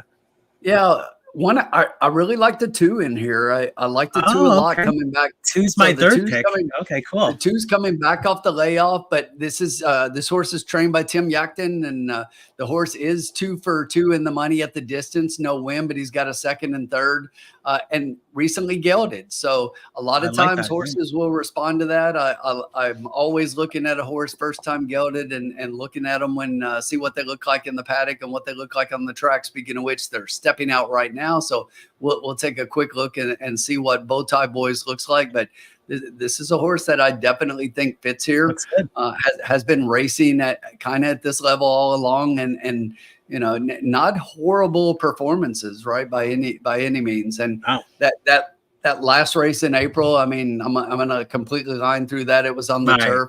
The one before that was on an off track. It was actually a rained off the turf race. So even though that was a second place finish, but it is a little concerning that, you know, they kind of all over the place, and looks like they're just trying to figure out something that's going to stick, right? Because they've tried different distances, they've tried different jockeys, they've gone to a couple of tracks, Santa Anita, Del Mar, but it's hard to say the horse doesn't fit here. Horses inside obviously favor a little bit of a favored post position there to the inside, so they look pretty decent on the track. Yeah, it's my third pick, actually, the 2. Yeah. And again, it's not a horse. I'm not sure the horse is a win candidate here, but I would not keep the horse out of my exactas and tries if I'm playing vertically in here. Yeah, like you said, you know me, I'm always playing vertically. Yeah, you got to profit that way for sure. Yeah, I like those races, you know, previously sprinting. So those were the races that I liked, and the gelding, I mean, I'll take that aspect. So that was interesting on the 2. You want to hear my topic was actually the 5 here for all the reasons you mentioned for John Sadler. And I just thought there was a lot of angles going on for this horse. And then even say all 5 of the siblings of this horse are winners. So that's what I see here. And then, yeah, you got the top jockey. This horse was $300,000. So you got the trainer that's doing well. So I was on the 5. And then my price horse in this field was the 7, Broadway Unions. You looked at this horse I'm not sure for you how get a long? price on the 7. I love the 7. I think the 7 is definitely live with Talamo getting up, and I'm surprised the horse isn't the second favorite. Yeah. I thought those would be the two that we're looking at, 5 and 7. So I like the 7 a lot in this position. I think If the we can 7 get 8-1, is definitely going to be a factor. Obviously, you're always concerned the horse coming off the layoff and worried about fitness, but this trainer, on 61 to 180 days, he's only hitting at about 10%. So not the greatest performance, but the last time Talamo and Kitchen hooked up, they've only hooked up once, and Talamo won here at Del Mar. Oh, okay. Take that win there, and then yeah, I mean, I was saying before, yeah, I kind of like the refreshing, the freshening here that this horse hasn't raced since May, and then I just thought this race ran a good third place actually in that race, so I thought the 7 had a look. If we can get anywhere near that price, I like that horse a lot, but I think that this horse will drop, and we're seeing it right now. Oh no, we got 8-1 still, so good. So just a quick note here, Keith, right now in your will pays, you always got to look at that because that'll usually tell you what the odds are going to be at the horses as they go off at the gate.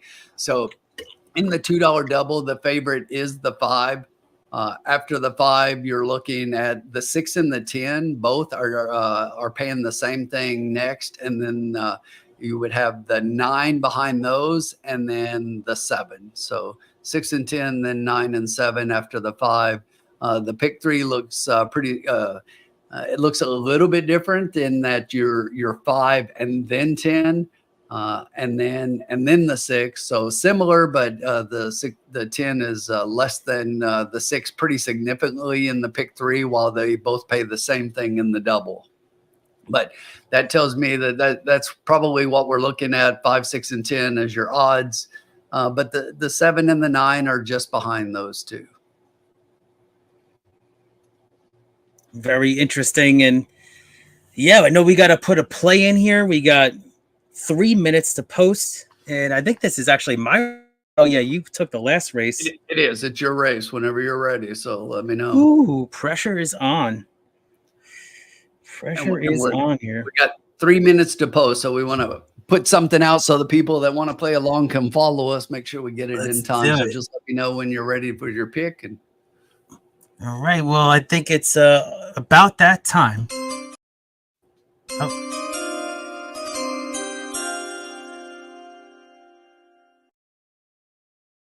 Great minds think alike there. And yeah, we got so I know Tim, you probably put it in the chat here. So I'm gonna kind of go with wow, this is a wide open field. I was considering a few horses, as you heard from my analysis. So I'm going to go, we got a little money to play with too. So we got 3 minutes to post. And as I look at these probables, and my friend in the chat there kind of opened me up to the 10 a little bit. I know the post is going to be something to overcome, but I'm going to do I'm going to do a 4-horse exacta box here. So that's what I'm going to play. So I'm going to do a $2 exacta box, 4 horses. So I'm going to box the 2, 5, 7, and 10. So I'm actually going to include the 10. I'm sorry. I'm going to include the 2 involved in this box. So it's going to be very interesting. Let's see what happens here. So right now in the exacta probables, the lowest payout is your 5-10, and that jives with what the will pays are. Everything is pretty much 5-10. So that's where all the money is in the horizontal will pays and the vertical payouts right now. So 5-10 is what is being bet. And that's over, hopefully, let's see, that's over $12, right? Let's take a look. It's probably right around there. Now it's clicked down to 12. So, hey, worst case, you don't want to lose money. Obviously, you look at these probables, you don't want to lose money, but we got a couple of big prices in here too. So, and it's only going to cost us $12. So let's do it.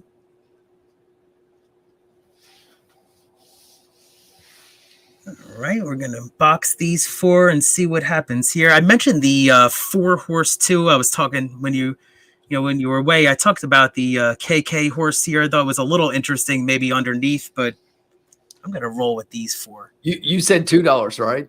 Yeah. Okay, so it'll be $24. Oh yeah, 24. You're right. I'm big spender. Let's do it though. It's fine. Yeah, We we're got up the money. We 41. got the That's money. right. We're rolling in it. That's right. I mean, we're up over $40, so let's do it. Love it. She says, bet the ranch on the 5.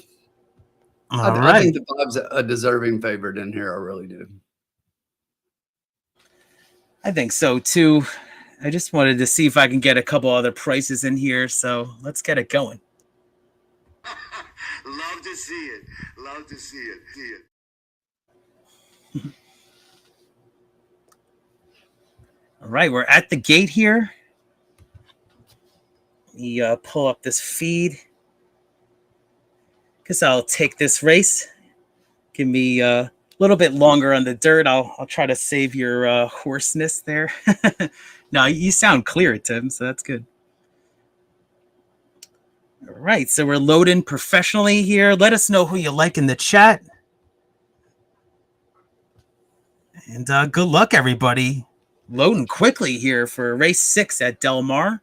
5's most likely going to go off as your favorite, but you see our play. We're going to be boxing 4 horses here. Let's see what happens at this 6.5 furlong distance.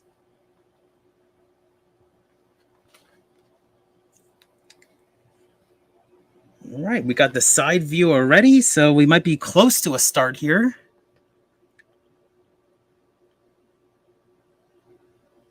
Starters got the button, and they're off.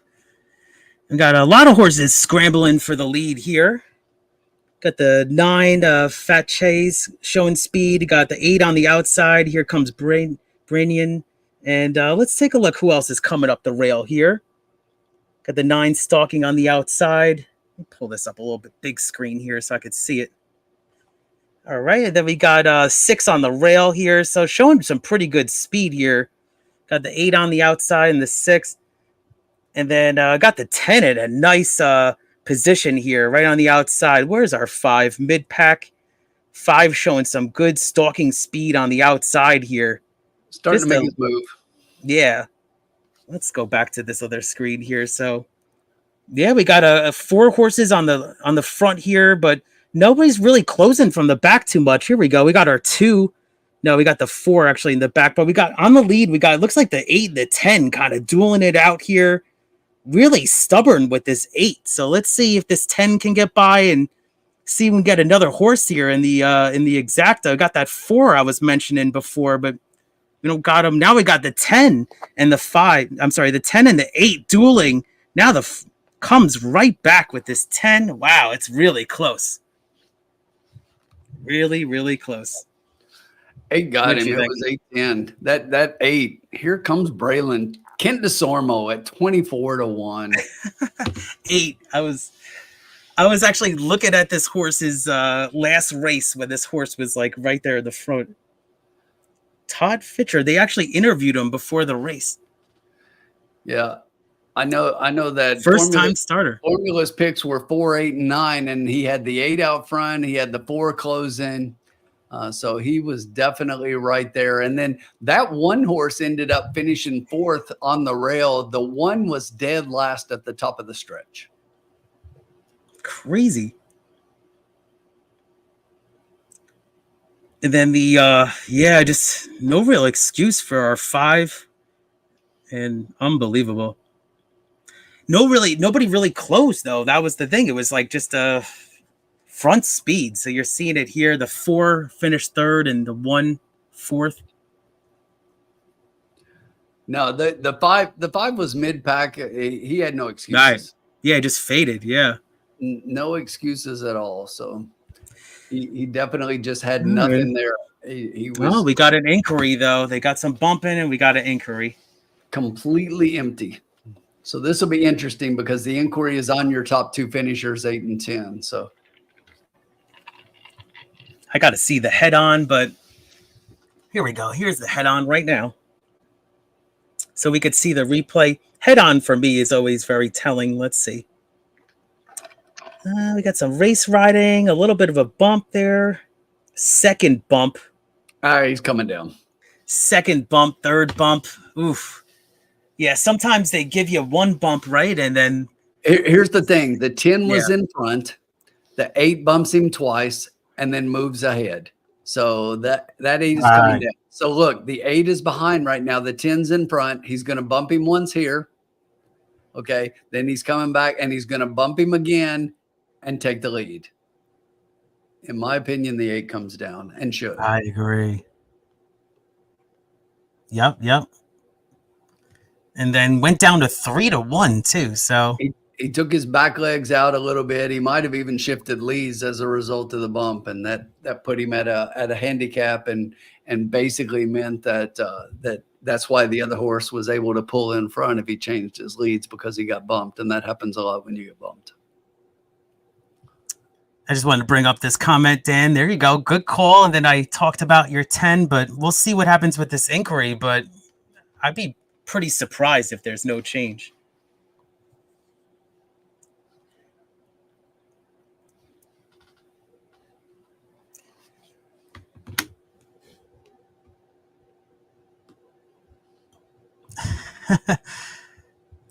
There you go, Alex. There you go. Are we 100% sure it's really him? I'm not sure. Yeah. Oh, it's not. It's Mike. Oh, there you go. Look, watch how far. Watch the horses behind. Watch how far that the 8 pushes the 10 out. Watch right here. Come on. Yeah. He's got to come down. Yeah, it was like exactly this first little bump.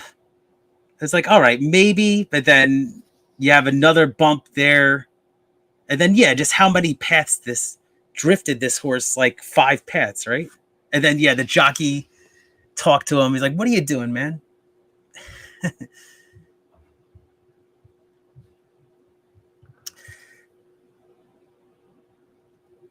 So, yeah, a little Kent DeSormo is, veteran rider, but probably just couldn't really control the horse there. But let's see what's going to happen with this result.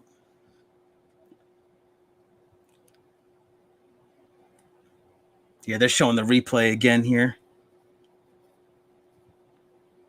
If they're looking at it this hard and this long, I think he's coming down. Right. And sometimes they give you a drone view too, which is pretty decent. But how about that 8 at 25-1? I mean, battling right there. You know it. Come on. Kind of knows it. He says, no, don't take me down. Oh, no, I don't think there's any change. Doesn't look like it. That's why he went like that. He gave you the Matumbo there. Oh my gosh. I gotta see this again. Whew. Cue horse racing Twitter right now in 3-2-1. I'm completely shocked. There you go. Jen, wow. Did you have the Ocho at 29-1? Come on, tell me you had the Ocho, Jen. Love it. Very cool.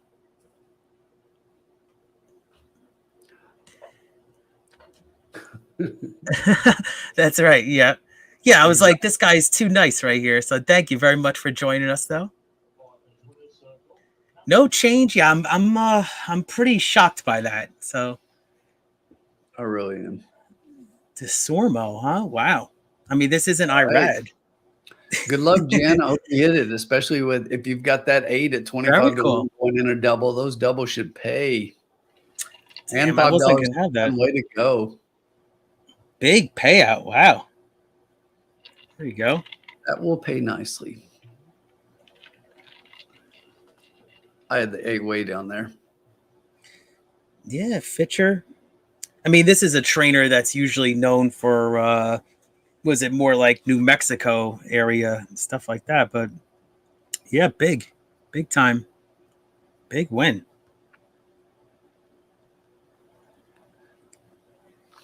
All right, so we didn't get that one. That was our first loss, but we're still up. We're still up on our bankroll. So we'll update that shortly. All right.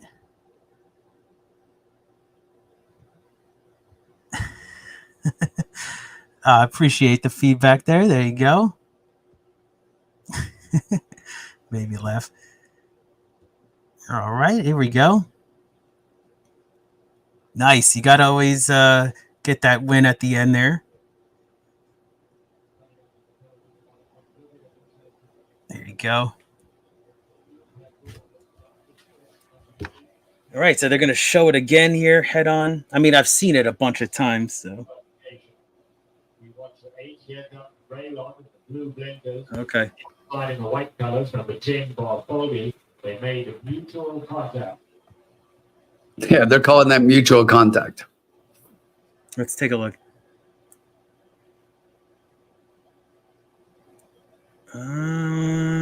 It moves him out 3 positions, but it's mutual contact.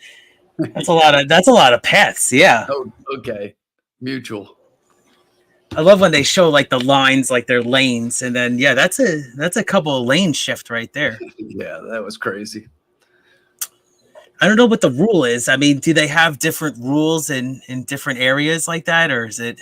I mean, is that like would that horse be taken down at Mahoning, or is it like Ohio? I know that Ohio, they tend to leave things up too. I remember I was going to cash a big ticket one time, and they left this horse up. So I get the mutual contact, but here's the thing to me that is the defining factor in my mind is that the 10 was in front, the 8 was behind, and it was only after bumping that the 8 was able to move and the 10 dropped back.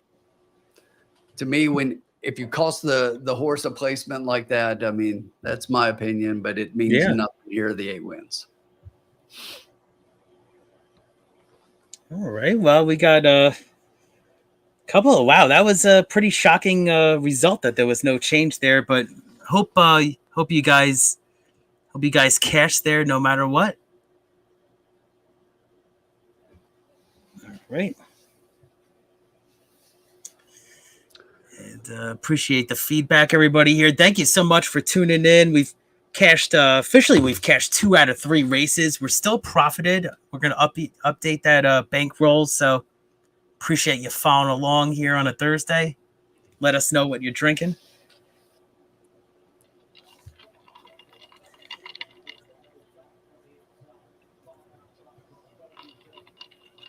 There you go. Yeah, so these payouts are out. Wow, there's a monster exacta there, $248 for $1. And monster double too. I mean, if you can get those 2 horses together for $2, you got $236 for that double. And horizontals are paying very well right now. Right, so we got race 7.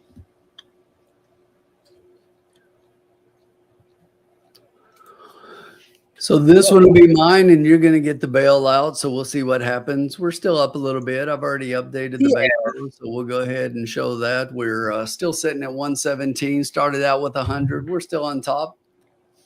Kind of damaged it a little bit there, but it's all right. It's like we do. We're just sharing opinions about what we saw, and it's like I didn't have a dog in the fight. I wouldn't win in either way. That's just the way I saw it, in my opinion, and it means absolutely nothing. I get that, but if we just sit here and watch and don't say anything, I don't think anybody tunes in. So. Yeah, you got to talk about it. And, everybody's always going to see the race and these kind of results a little differently with these inquiries. But, I mean,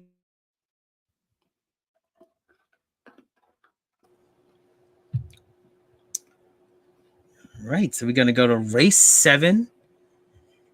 And another sprint on the turf. So we got a lot of sprints.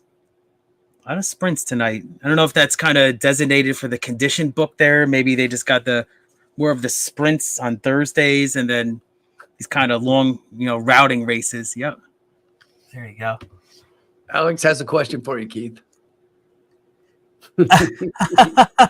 Well, it's thanks, Alex. You get in line, right? No, I'm just joking. No, I'm kidding, man. You gotta be professional, come across good. So appreciate the nice words. Mad's drinking a little beer and nice. Fireball. Let's do it. I'll have a little drink with you. Cheers, my man. If Razor was here, he would have a shot of Fireball with you. I've done it with him. I've done shots with him before. Great time, man. Yeah.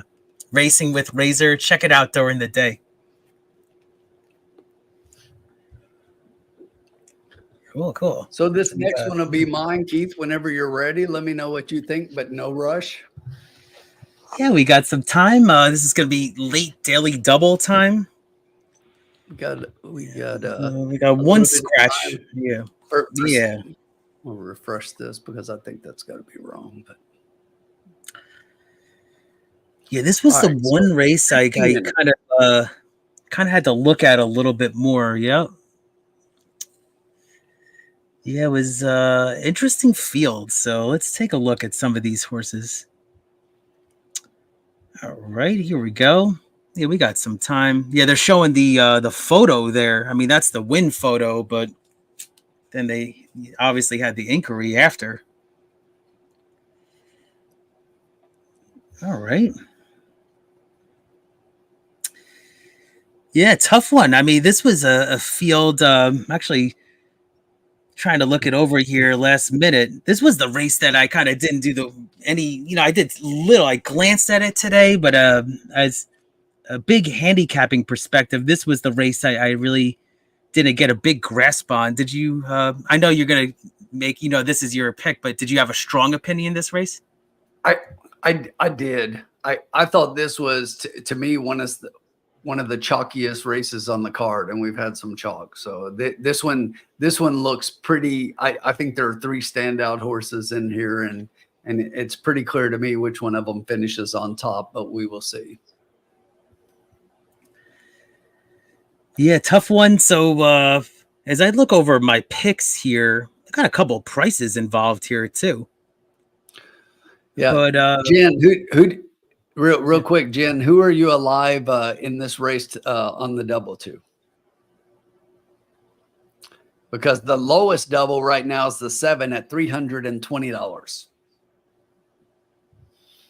Or I'm sorry, it's actually the 6. So the 6 is 266. The 7, who's the favorite, is 320, and that would be next. So she's alive to 2347, 234. All right, let's get that 4 home at $1,100. Very cool. See, I'll just say, real quick, my top pick this race is Dory Miller. Actually, that's gonna be my top pick. This horse. So with this horse, this is the number 3 horse here. I mentioned Frezu before. This is a jockey that I've been kind of keeping an eye on. I've seen him win a couple of stakes races out in the West. And this horse went off at a big price last time too. It was 36-1 last race. I watched the replay on Dory Miller, and she actually, threw her head and, had an inside trip, but big rally late. So it was kind of a, fighting the rider there. And then really came with a late rush to pay big place money, $18 place money. I mentioned, 36-1 for Dory Miller. I just thought that was a big effort. And then, I mean, you're not going to get anywhere near that price today, but you get 7-2 right now on this 3 horse. I like that. And then I just wrote one more other thing here, the versatility too. This was something one of my main angles tonight. Wasn't too familiar with these turf sprints at Del Mar, but I was looking for horses that can kind of be close to the pace, but not, need the lead dependent. So this horse had a good, speed rating last out. I like that rally late, a lot of in the money finishes, a lot of seconds and thirds. This horse, can really close even at 5 furlongs. I like that, closing at 5 furlongs. So like the 3. And then the other horse I was kind of interested in as a price here. Let's look. It's actually all the way on the outside. The number 9 thought was an interesting horse for at least underneath. Bold Choice. And this horse faced my pick here, Dory Miller. So it was the same race and finished 3rd. So that's going to be one of my main angles, that race was pretty strong there. And then for 3rd to finish behind my top pick here, and then you're getting 19-1. Thought this horse showed some good speed behind my pick, and it's just eligible to improve. I think it's a horse outside draw is always the tricky thing in these kind of sprints, but I was 3-9, and then I was looking at, let's see, my third pick here is going to be the 4. So that's another price for Tyler Bays. And I just thought speed is good. We've seen speed tonight be good on multiple surfaces, but I'm looking for Dory Miller. Hopefully get the job done kind of close to the pace and get the job done here for Fraser. All right. So I like Dory Miller in here. I actually have her second. All right, good. All the reasons you said. I love the 7 in here. The 7 was one of my strongest picks. Cool. One of my strongest opinions on the races that I handicapped. So, Corner doesn't have near as many horses as a lot of the big barns here, but he's getting Hernandez up. So you've got the meet's leading rider getting up for him. So far this meet, they've only hooked up 3 times for 1 win, but so far this year, they're 43% for an ROI of $4.51. So this horse is obviously first time facing winners, but has had a little bit of time off. The works are really sharp. In particular, you look back at that 3 August workout, 47-3, 9th best of 101 that day. Been working bullets back in July at Los Alamitos. He's got a nice bullet, 46-1. So this horse, I think, has got some speed, but is not on the lead. So this is not an on the lead horse that I think might set just off, which, yes, speed is holding, but I think just off is a little bit better. So up front, well positioned. I think Diamond Bargell is going to be well positioned in here, and I absolutely love the 7 up front. So you mentioned the 3, another one that I've got underneath. I've got 2 under that. That I really like. And one of those that we haven't talked about is the 6, Irish Wahine. This is one that I think shipping into Del Mar here. I just think that this is a horse who has shown in the past, if you go back and look at early races has raced at Del Mar in the past. And the last time this horse was here, was racing in stakes races. So obviously, running against a little bit different here. And even that last race, the horse is coming out of a grade 2, and now we're sitting in an optional claiming $20,000 race. So this horse has been racing against much better and probably factors here much more than what that last race looks. If you throw that out and look at the previous races at Santa Anita, and again, I know we're on the turf here, but this horse hasn't shown much on the turf, but I think could potentially come up and get a piece here. So that was one. And then the 4 that you mentioned, I like the 4. I like I like Tyler Bays getting on this horse coming in. It's another horse that I think factors in here and is one that I am probably going to play underneath. Very good. And no, this is your race, Tim. Now we got 7 minutes to post. Not bad. We got time. I was just waiting to take a look at them here, which is what I was doing now. It looks like they're out on the track. So trying to look at the horses a little bit. They're showing the 7. I think the 7 looks really good. The 7 is a 2-1 favorite. I'm not sure. I really expected the 7 to be the favorite, but I get it. That's the horse I like best on top. All right. Very good. You made some good points here. And this is for a small barn. I think this, like you mentioned, this trainer's, had some live horses, though, in the last couple of years. And that win was impressive, lightly raced. So, it's something that you look for these kind of horses to take another step forward.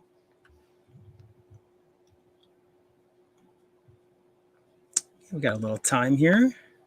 And let us know. I see some plays in the chat. So, I was looking at you guys before here. We got Matt.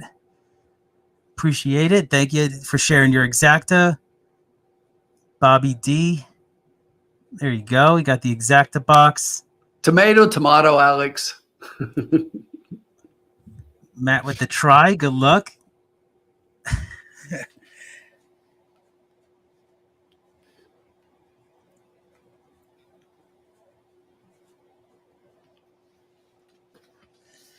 Very good. All right, so we got yes, cards moving along very swiftly, and we've seen some big prices tonight too.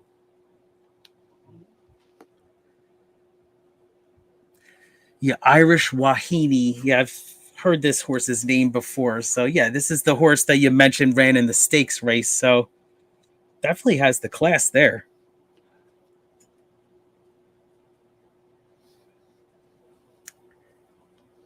Right, so we got moving along here. We got 5 minutes to post for race 7. It's the 8 race card. So this is the late daily double. Always like to look at the probables too for the double. We got your 7. Looks like the favorite in the double. So your 7 to the 1 in the next race is the that's the probable favorite right now for the double. And then, yeah, you got it's an intriguing field. I mean, you got the 1 is pretty heavily bet. I know we're going to talk about that horse next race, but the 1 is getting bet pretty heavily in the double to a lot of horses. Big difference. All right, Keith.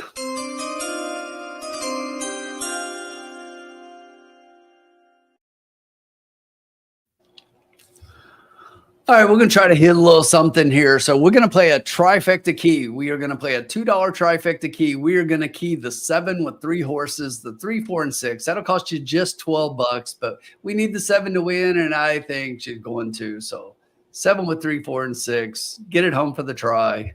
Run to the windows and cash the ticket. Let's do it. Is that a I'm sorry, is that a $24 play with that $2 or 12? So just 12, okay. So you're keying 1 on top. So gotcha. So it's like keying 3 boxing 3 horses. So you box the 3 is 12. Okay, so try key. Yeah, you're not boxing. Right. Not a key gotcha. box. That's why I was confused. Gotcha. All right, so the 7 has to win for this bet to cash. Hopefully with these horses underneath too. So when the 7 wins is what you meant to say. We cashed the ticket. Love it. Bet with conviction. Exactly. Yeah, the Diamond Bar Gal. So that's it. All right, so we got it looks like a beautiful day there. I mean, it's always looks like such beautiful weather there near San Diego. I got to make it out there.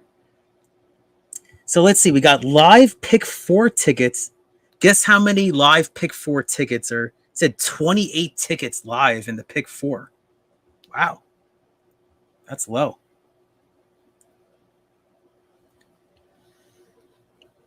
Yes, Marco, we talked about that. The one thing that we mentioned is the works. I mean, you look at how sharp the works are, the 3 August here at Del Mar. You go back even as far back as July. The horse has been working out regularly, even though she's been off for a year. I like to see the regular pattern. So 6 July, 13 July, 19 July, 27 July, 3 August, 9 August. So regular pattern of works just because the horse has been off for a year. If the works didn't look that great, I would definitely be off. But I think the horse can factor here. So we'll see what happens. Yeah, I think you get a good post draw to work with too. I mean, I know the 8 scratched, but square tomatoes. That's why probably that came up. But right. Yeah, I mean, it's it's a good post. I mean, you also attract the services of Hernandez here too. So that's huge. Yeah, when you go back to the post position winning percentages, the 7 post is the second highest winning percentage in turf sprints at 15%. Yeah, I mean, and this horse, I mean, the note says too, I mean, this horse didn't even break that good last time too, and still won pretty convincingly. Yep, drove clear. So that's, you always like to see that. The question's the layoff. I get it. I totally agree. I agree 100%. But it's just the pattern of works and the connections, and Meat's leading rider up. He's still trying to stay on top of those standings. Yeah, exactly. You got a lot of racing left in the meet, so these races are huge right here to stay up top. All right, it looks like a beautiful turf course there. This is actually where they're having the Breeders' Cup, so the next 2 years are going to be at Del Mar. So they got the 2-year deal. And then after that, we'll find out. I actually already was Googling who was going to be hosting the 2026 Breeders' Cup, but that news is not out yet. I'm sorry, 2026. You're right. Wow, time flies.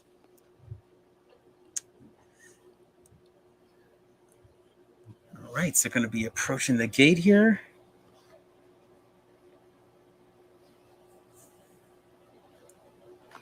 I like it. I like the horses you included. You got my 3 in there. I'm going to do a little side bet on the 3 also. A little, these horses I like. I've been doing win place bets. Been up on the side here, so why not? Let's go. Mr. Automatic. You're supposed to say you're going totally against us and we suck. Now, did you mention this 2 at all? This is the horse that's taking a lot of money. I looked at the 2 quite a bit, but yeah. I just wasn't convinced. I mean, I get coming out of a 7 furlong stakes race here. The horse is 1 for 1 at the distance, 1 for 1 on turf, but we'll see. Right. I mean, Peter Miller, Raylu getting up. Obviously, the horse could be there, but I just couldn't convince myself on the 2, and I did look at 2 several times. So we're loading up here. So. All right. Well, I think this is your race to call here, and then I mean the 2, the public's obviously throwing away that last 9th place effort. Yeah, I mean the 2's the second favorite right now after the 7. All right, so that's some big money there. But we'll try to get him out of the try. We'll see. All right, we're loading professionally here.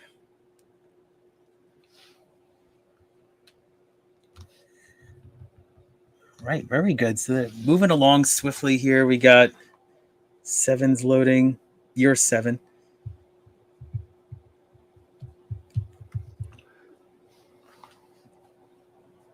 Right. All right, they're off, and from the outside, the 9 got a good break, but the 5 jumps out to a 1-length lead. The 9 is going to sit just off of that one in second. It's another 2 lengths back to the 4 sitting in third.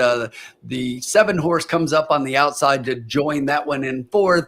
Then it's another 1.5 lengths back. You've got the 1 horse down on the rail with the I believe that's the 6 coming up behind that one, and the 2 trails the field right now. But up front, they went to the quarter and 23-1. The 5 is comfortably on the lead. The 7 is now starting to come with a big rush. Here comes our 7. Let's go. Let's get the money. Hit the top. Come on, here we go. And the 5 is full of run. But a lot of horses are coming. You got the 2. Come on, 7. Ask them. With the rush, the 7 is going to be there, but is fading a little bit. That 2 is coming with a rush still. 7 is edging up. It's going to be 2, 5, and 7. 2, 5, 7. Wow. And of all those, I could see the 2, but I did not see the 5. Yeah. I mean, KK is riding pretty well since he went out there. Yeah, and the betting public didn't see the 5 either. I mean, look at this overlay right here. 15-1 from a 5-1 morning line. So let's see. You think the 5 actually won? Let's see. I do. I think he held. Ooh, it's really close. It's close. I don't know where that wire is. I mean, I've been wrong half a dozen times today, so but all you got to be is right a couple of times. I think he held, but we thought earlier that our 4 was in right. third. So that could be this camera angle here. I think it was 527. Let's see if I could see it from here better.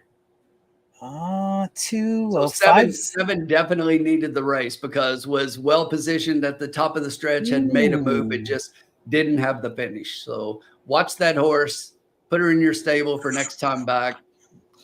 Right.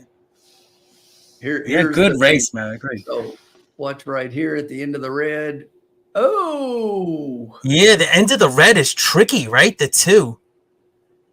That's what Larry Comas always said at Gulfstream. He said, we're looking at the end of the red tape. And so that's the same here. It's really tight. Let's see. I would love to see it one more time. Could be looking at potential dead heat material. It could go. Yeah, it could be potential dead heat. Live, I thought the 5 held. Looking at it again, I'm not so sure. Right. Oh, 2 got it. 2 got it was that last end of the red tape. Yep, it was halfway through the red tape. Right there. Bam. Just perfect timing. So yeah, we mentioned this horse late. I mean, it was Peter Miller's got a lot of horses in tonight, and maybe his barn's going to start heating up. So yeah, the public just threw away that last stakes race, and this horse just got up at the wire. Raylu with the win. Raylu Gutierrez. Gonna be a nice exacta. Wow.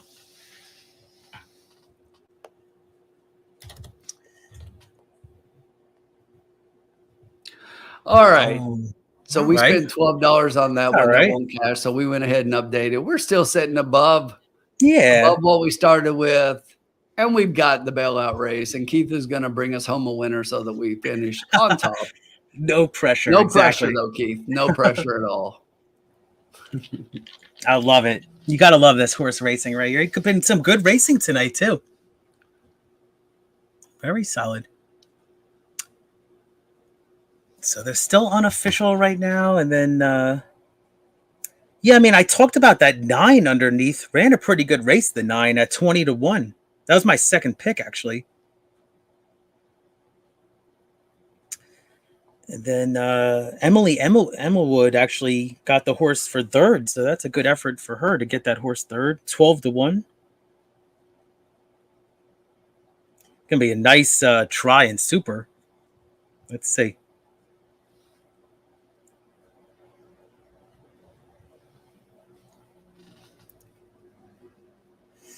So yeah, Kyle's asking, do you guys only bet the Del Mar race? So Kyle, this is actually our first week. I don't know about all time, but this is our first week in a very long time. We're betting Del Mar. We usually have Woodbine on Thursdays.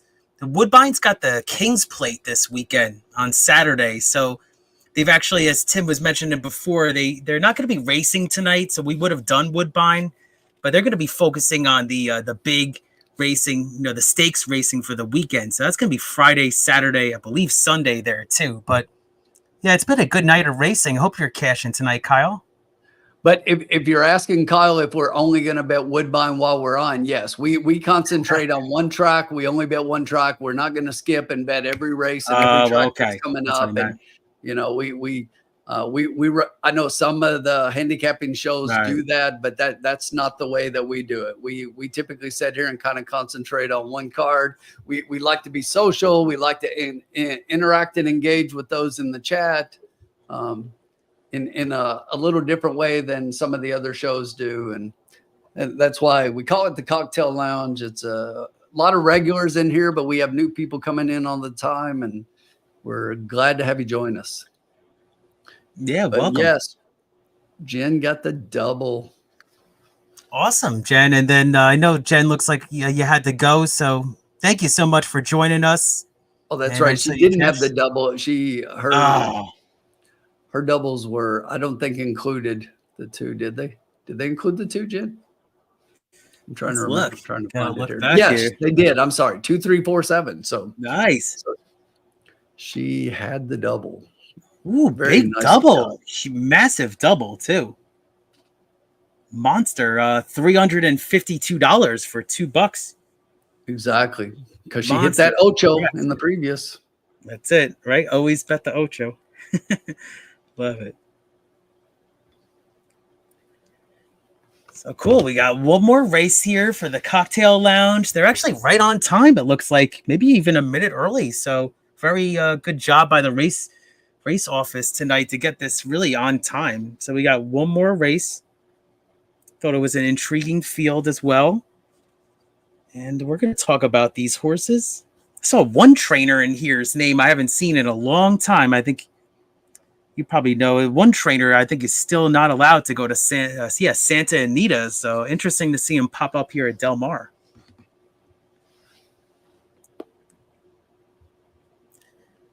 We got the Get Out race here. Thank you so much for joining us. I see everybody on Twitter viewing us. Appreciate that. And then on YouTube, if you want to just jump over to YouTube, do us a big favor, hit that like button. And if you want, subscribe to us too. I mean, we got a lot of content coming up. We got the Alabama Stakes this weekend, big race at Saratoga for 3-year-old fillies. And then the following weekend, Saturday, before you know it's going to be Travers. So we got very good, talented field there for the Travers. So And we got Fierceness. Can he do it again? And then Door Knock. And, these top 3-year-olds are going to be button heads again. Love that Frank Miramati call. He said, yeah, this is the matchup that we've been waiting for. That was cool. Even though they were like 7 wide from each other. Right, so we got the 8th race here. So this will be my race. We updated the bankroll. So we started with 100. We've been betting every race from race 4 on.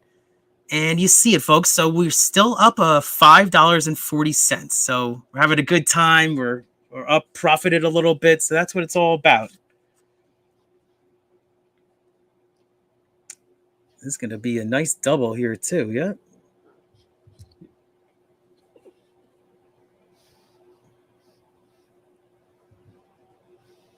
Very nice. Got the last race here. Yeah, I thought it was an intriguing field. Wonder if Woodbine's going to be going back to Thursday next week, right? Or I'm not sure the schedule. Yes, I'm pretty sure they do. I'm pretty sure they return next week.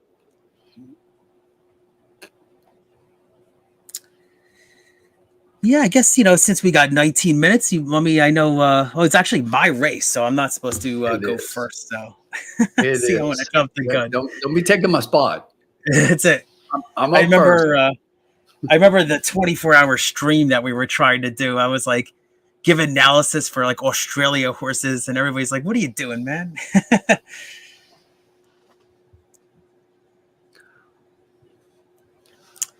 All right, so we're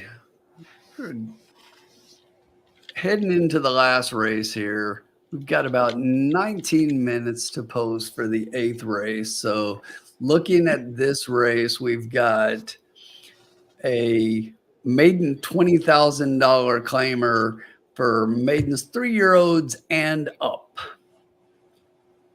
And in this race, Keith, I'm looking at the one is sitting at the 3 to 5 favorite in here, and I mean makes all the sense in the world, right? I get it. You look at the horse and last race out. So the horse has had 3 lifetime races, runs a lifetime best last time out, ran a maiden special weight, dropped to an optional claimer, dropped down to this level and kind of woke up. It's like, okay, this is the level where the horse is supposed to be. Picks up the meets leading rider in here. And we're going to try to beat this horse. Wow. We're going to try to beat this horse. Did not expect that. So, nice. The horse that I'm going to try to beat that one with, I'm going to go to the 7 horse in here. So nice. if you look at the 7 horse, this horse similarly, I mean, has been at a little higher level, maiden 50 claimers at Santa Anita, did run a turf race at a maiden special weight. We're just going to go ahead and line through that. But if you look at the dirt races, I think the distance definitely is something that this horse liked, and when dropped to this level was a beaten second just by 3/4 of a length to Summer Solstice. That's a horse who would probably be favored over most of these in here. So I think that this is a race to where we're going to try to beat the 1 horse. And I really like this horse in here. I like the added distance. So we're going 1 1/16 this time. I don't think there's a horse in the field who's been 1 1/16. You look at the 1s lines and you could say the exact same thing, that the horse is going to like the added distance in here. But on the dirt routes, on the rail, there have only been 2 wins out of 22 races on the rail. So the rail's been a tough place to be in dirt routes. So I'm going to play against the 1 in here, try to beat that horse with the 7. I think the 1 is definitely an underneath play. Another one that I'd have to play underneath is the 5. Nice. Kiss Me You Fool. This is a horse another one that's improving. I think is going to like the stretch out here. And one of the things I really like is a blinkers on move to where the trainer has success with that move in a number of instances. And you look and the form shows 26 times that they've gone blinkers on and is hitting at about 20%. So anything at 20% to me is statistically significant. Anything below that, I look and it's to me, it's not as much of a significant move for that trainer. But I think this is a really high rate. That's the number that I kind of look for is if they're hitting at about 20%, and that's where we're at here. So I think this horse could definitely benefit from the blinkers. Has been near the front in both races so far in sprints, and stretching out could definitely be a horse that could even wire this field. But it's definitely going to contend. But those are probably the three that stand out above everybody in here in my mind. The one's probably, I think, now sitting at 3 to 5 still. So it is going to be the favorite for sure. So my opinion would be try to beat the horse. But what do you think? Whew, yeah, I didn't expect that. I know that this, this is a tough one. I mean, like all the points you made about this is the level, right? I mean, this has got to be the level for this horse. He's run well, had a good second on July 21st. And I like the distance and the level for Triple Pass. Now, I know this horse is 3 to 5. So, I mean, how are we going to make money on this race, right? And then I love it. I love it. And you know what's so funny, Tim, is my second and third choice are the two horses that you talked about. So Triple Pass was my top pick. Our Awesome Kid I was my second pick, the number 7. I thought for everything that you mentioned, I liked the Los Alamitos race. I thought it was a nice effort. And then I thought it just fits with this field. I thought the morning line was high on that horse. And then Kiss Me, You Fool. It's so funny that you bring this up now. This horse also, I mean, it's funny that you bring up the blinkers. I like the blinkers there a lot. And then I know there's this horse, this barn actually has done well with blinkers in that angle. And then I looked at the pedigree a little bit for the 5.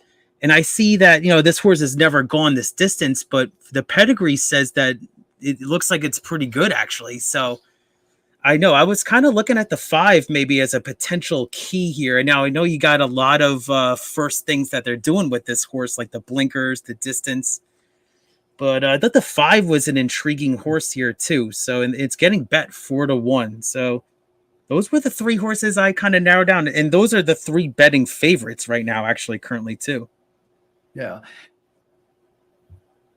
And Right, that's what that was my point, was that, and if you look in this race, the betting public kind of sees the same thing, that those 3 horses are a standout. Everybody else is double digits. So you've got 3 to 5 and 3 to 5. Anytime you have a horse 3 to 5, you're going to drive a lot of double digit odds. I mean, that's just normal and that's just the math. But so you've got these other 2 horses that are close enough to be single digits at 4 to 1 and 7 to 1. And then everybody else is well back of that. Yeah, those were the race. I mean, I looked at the Talamo horse briefly here. The 3 horse just couldn't really get over that last race at this lower level, finishing 8th. But I mean, if you can get back to some of those previous races, maybe underneath. But yeah, I don't know though. I thought the 1 was going to be pretty tough to beat here, but I know we got time, and I'm going to try to make some money. Hopefully, with the even 3 to 5 choice, we're going to still try to make some money here. The funny thing in the will pays, Keith, is that if the favorite wins, if the 1 pays, if the 1 wins in here, you're going to pay, the pick 6 is going to pay 6 out of 6 and is going to pay $35,243. Wow. Every other horse, if any other horse other than 1, everybody's got this singled if they've got a pick 6. If any other horse wins, it pays 5 out of 6. I see that right now. So for all those horse players out there, I mean, you kind of, if you're not alive, obviously, to the 1, you want to carry over here. Yeah. Yeah. So, and this is serious money on the 1. Let's beat the 1. Let's get the 1 underneath. But you see the 1 across the board, and all the will pays, the 1's a favorite. Everybody's got the 1 singled here, and that's why they're a lot lower. Most people are going to single the 1 in here. But as I said, I can see the 1. If the 1 wins, hats off, tip the hat. We move on to another day, but the one's going to beat me, and I'm going to lose my wager if the one wins here, because my wager is not going to be one on top. Love it, and it's my race, and I love it. You've actually convinced me to do the same. You did the official. Yeah, no, you got to bet with conviction. I agree, and 3 to 5 on top.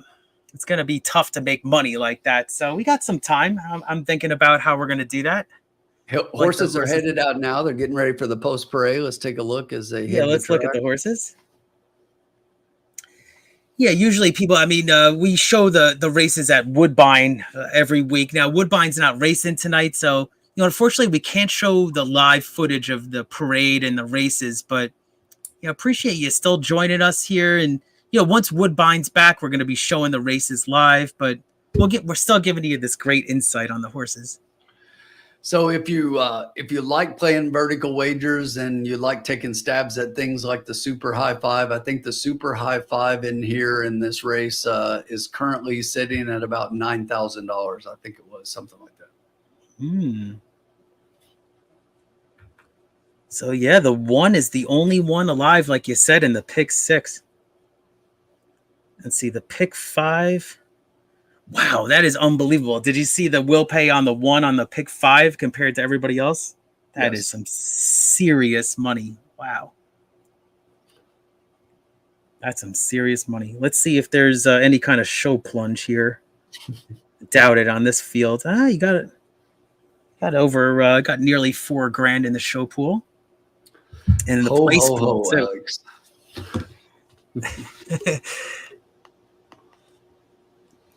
Very cool.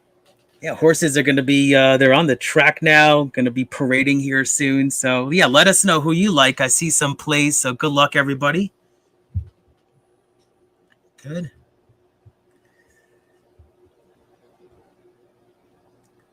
All right, I like it. Scott, yeah, I was looking at that 3, too, actually. Talamo, we've been talking about him a lot tonight.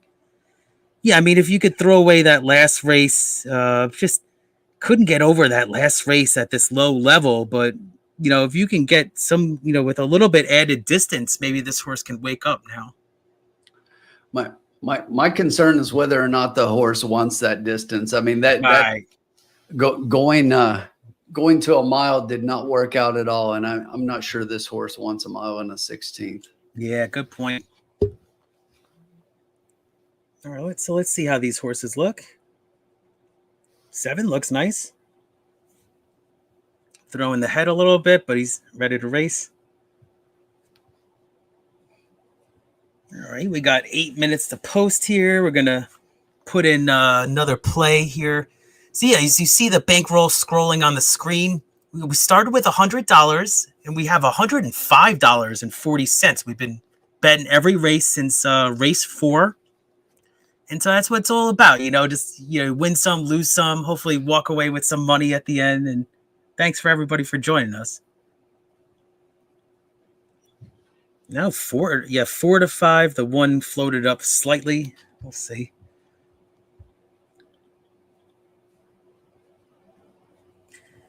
Trying to think how I'm going to bet this here. I think I might have my bet.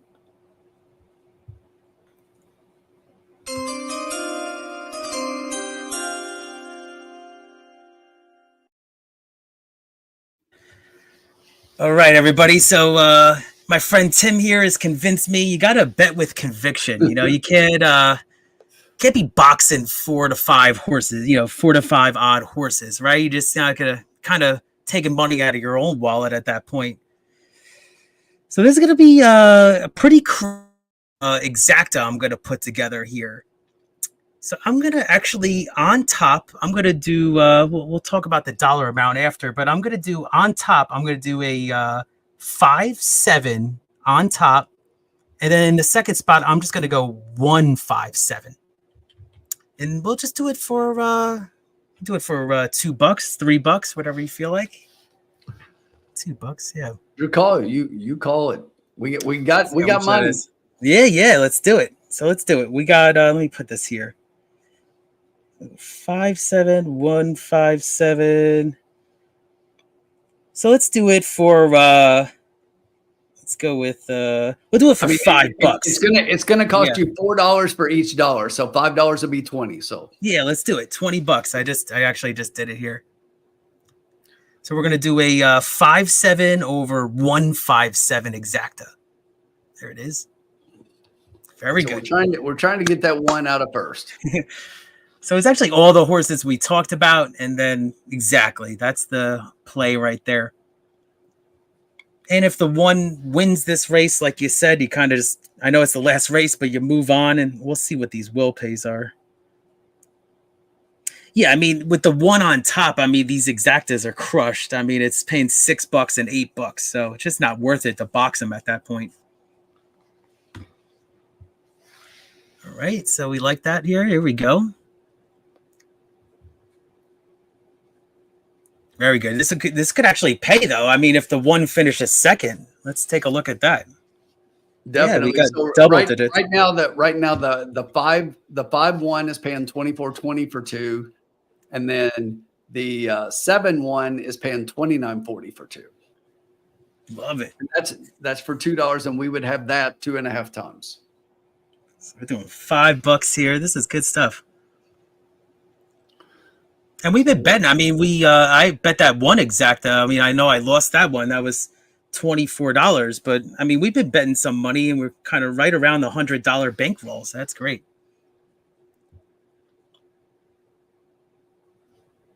All right, so these horses look well. Let's see how this one looks. One looks very good.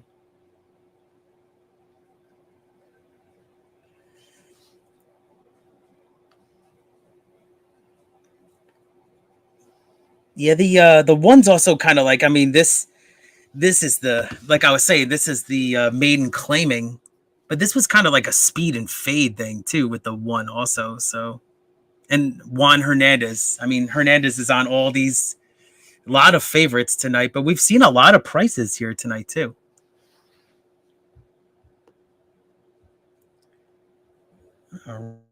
But thank you, everybody. We have over 30 people joining us on YouTube. We got over 80 on Twitter. So it's over 100 people watching us right now. Thank you so much, everybody, for tuning in here. We got the get out race, they call it. And look at that view at Del Mar. That is really nice, right on the water there. So got to get there. Nice relaxing surf. Little Bing Crosby. Now, this isn't the Bing Crosby meet. I think that's actually the fall meet. Yeah, this is the championship meet. Got the Pacific Classic. So always think of the Flightline race, right? That happened at Del Mar. That was just one of the most stunning races ever. That was so cool.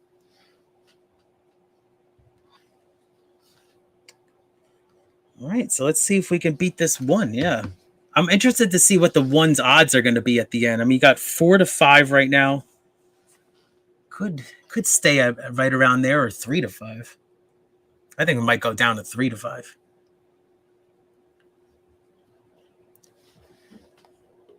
All right, so good luck. Good luck to you, Matt, on your play there.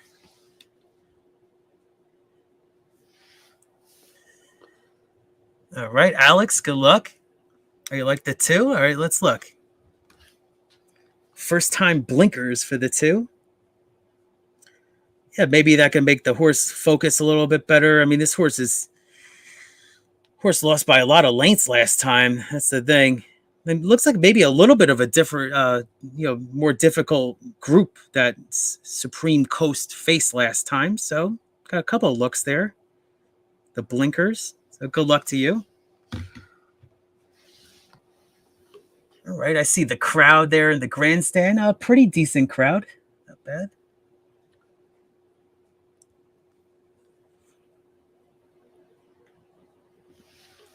Oh, okay, there you go. Thanks, Alex. Bing Crosby was run earlier. There you go. So let's see if we can cash this. I mean, this would really pay still, even with the favorite second.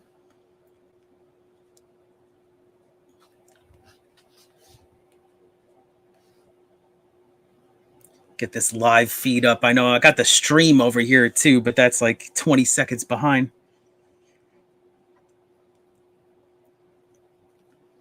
All right, well, thanks everybody for joining us. We got good luck to you, Rick, in your play also.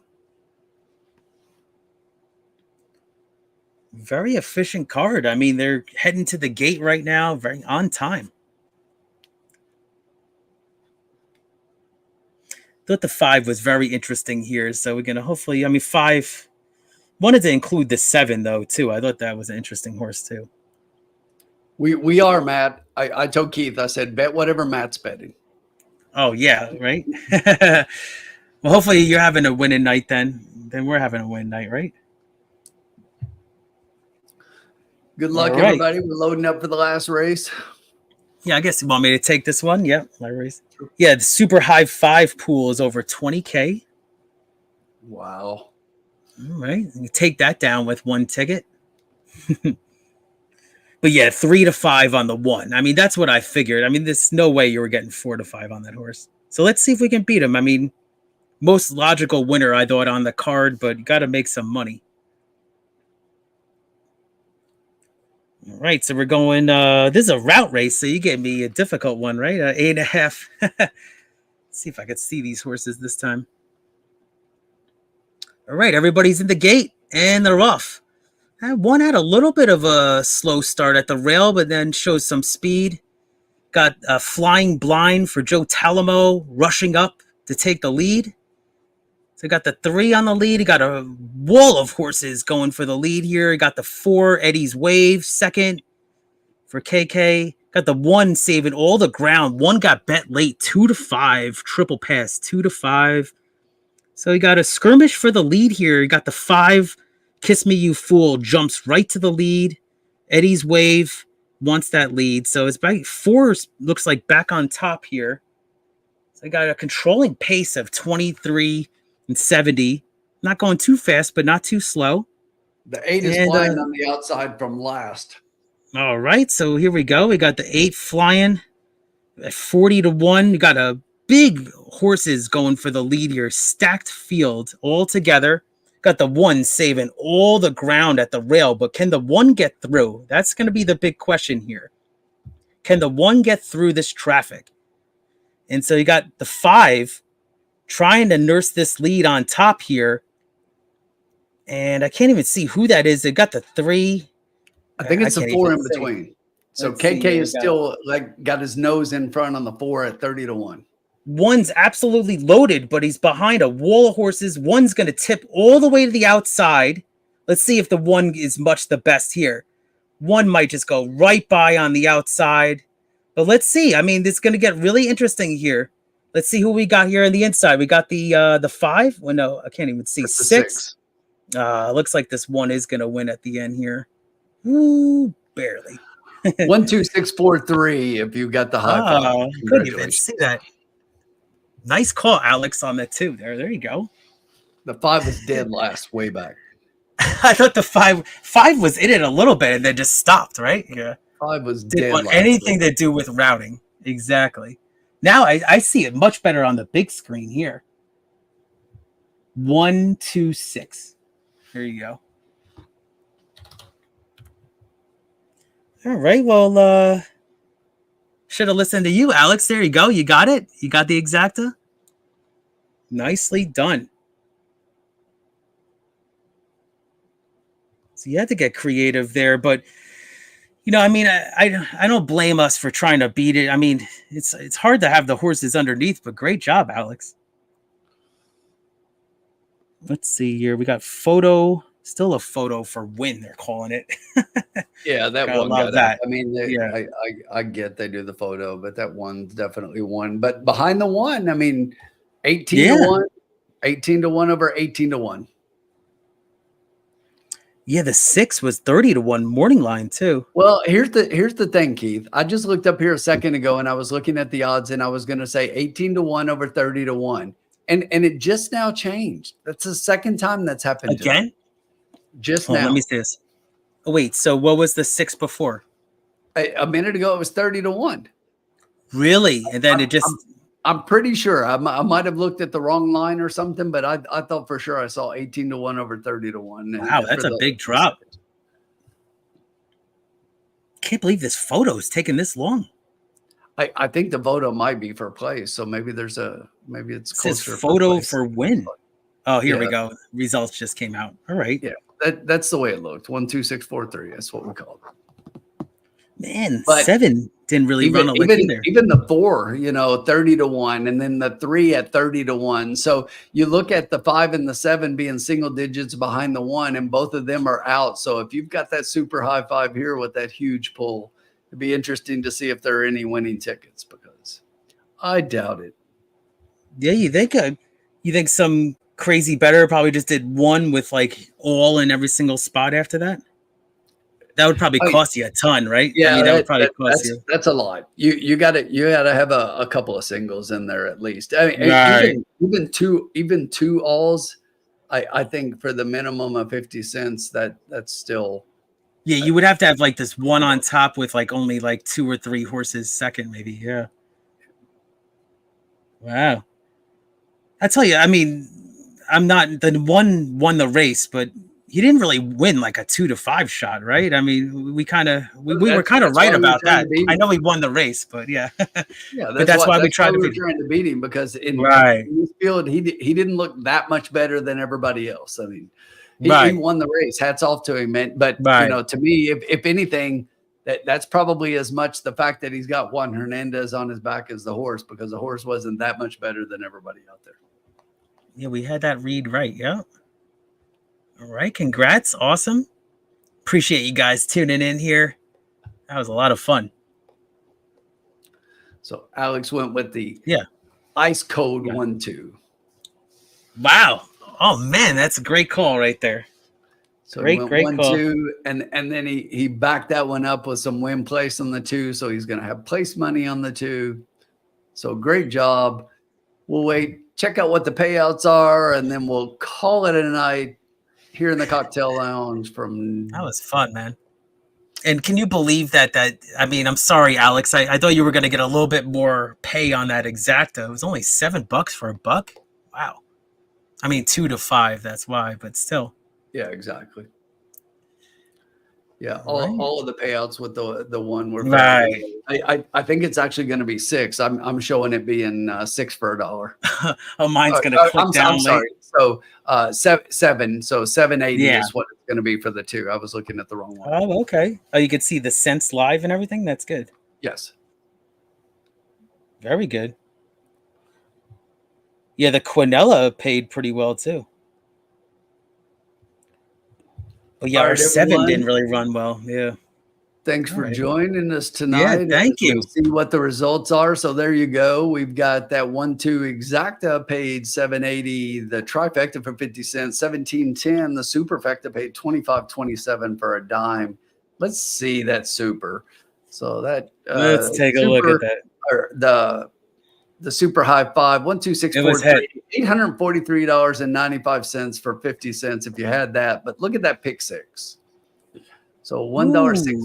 So that was a 5. So they showed it and I missed it there. But I'm pretty sure the pick 6 was the only one that was paying out 6 of 6 as well for a large amount. Everything else was going to pay 5 of 6. So we'll take one more look here and then we'll call it a night in the cocktail lounge. But 17 grand, over 17 grand. Somebody just won.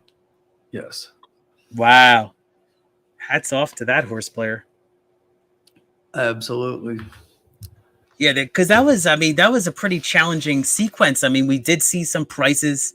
I mean, obviously you had this 2 to 5 at the end, but that's a nice payout. Wow. All right, everybody. Again, if you have not hit that like button, please do that before you take off. We appreciate having everybody here with us in the lounge. Keith, thanks for being here tonight. Appreciate you having me, Tim. And I echo what Tim just said there. Appreciate you hanging out and hit that like button. And always, only winners in the cocktail lounge. I mean, we had a great time and we gave you perspective on a lot of horses. So thank you, everybody, for tuning in tonight. Have a great night. We'll see you next week in the lounge Monday night for Monday Night Lights at Assiniboia Downs. Take care. Later.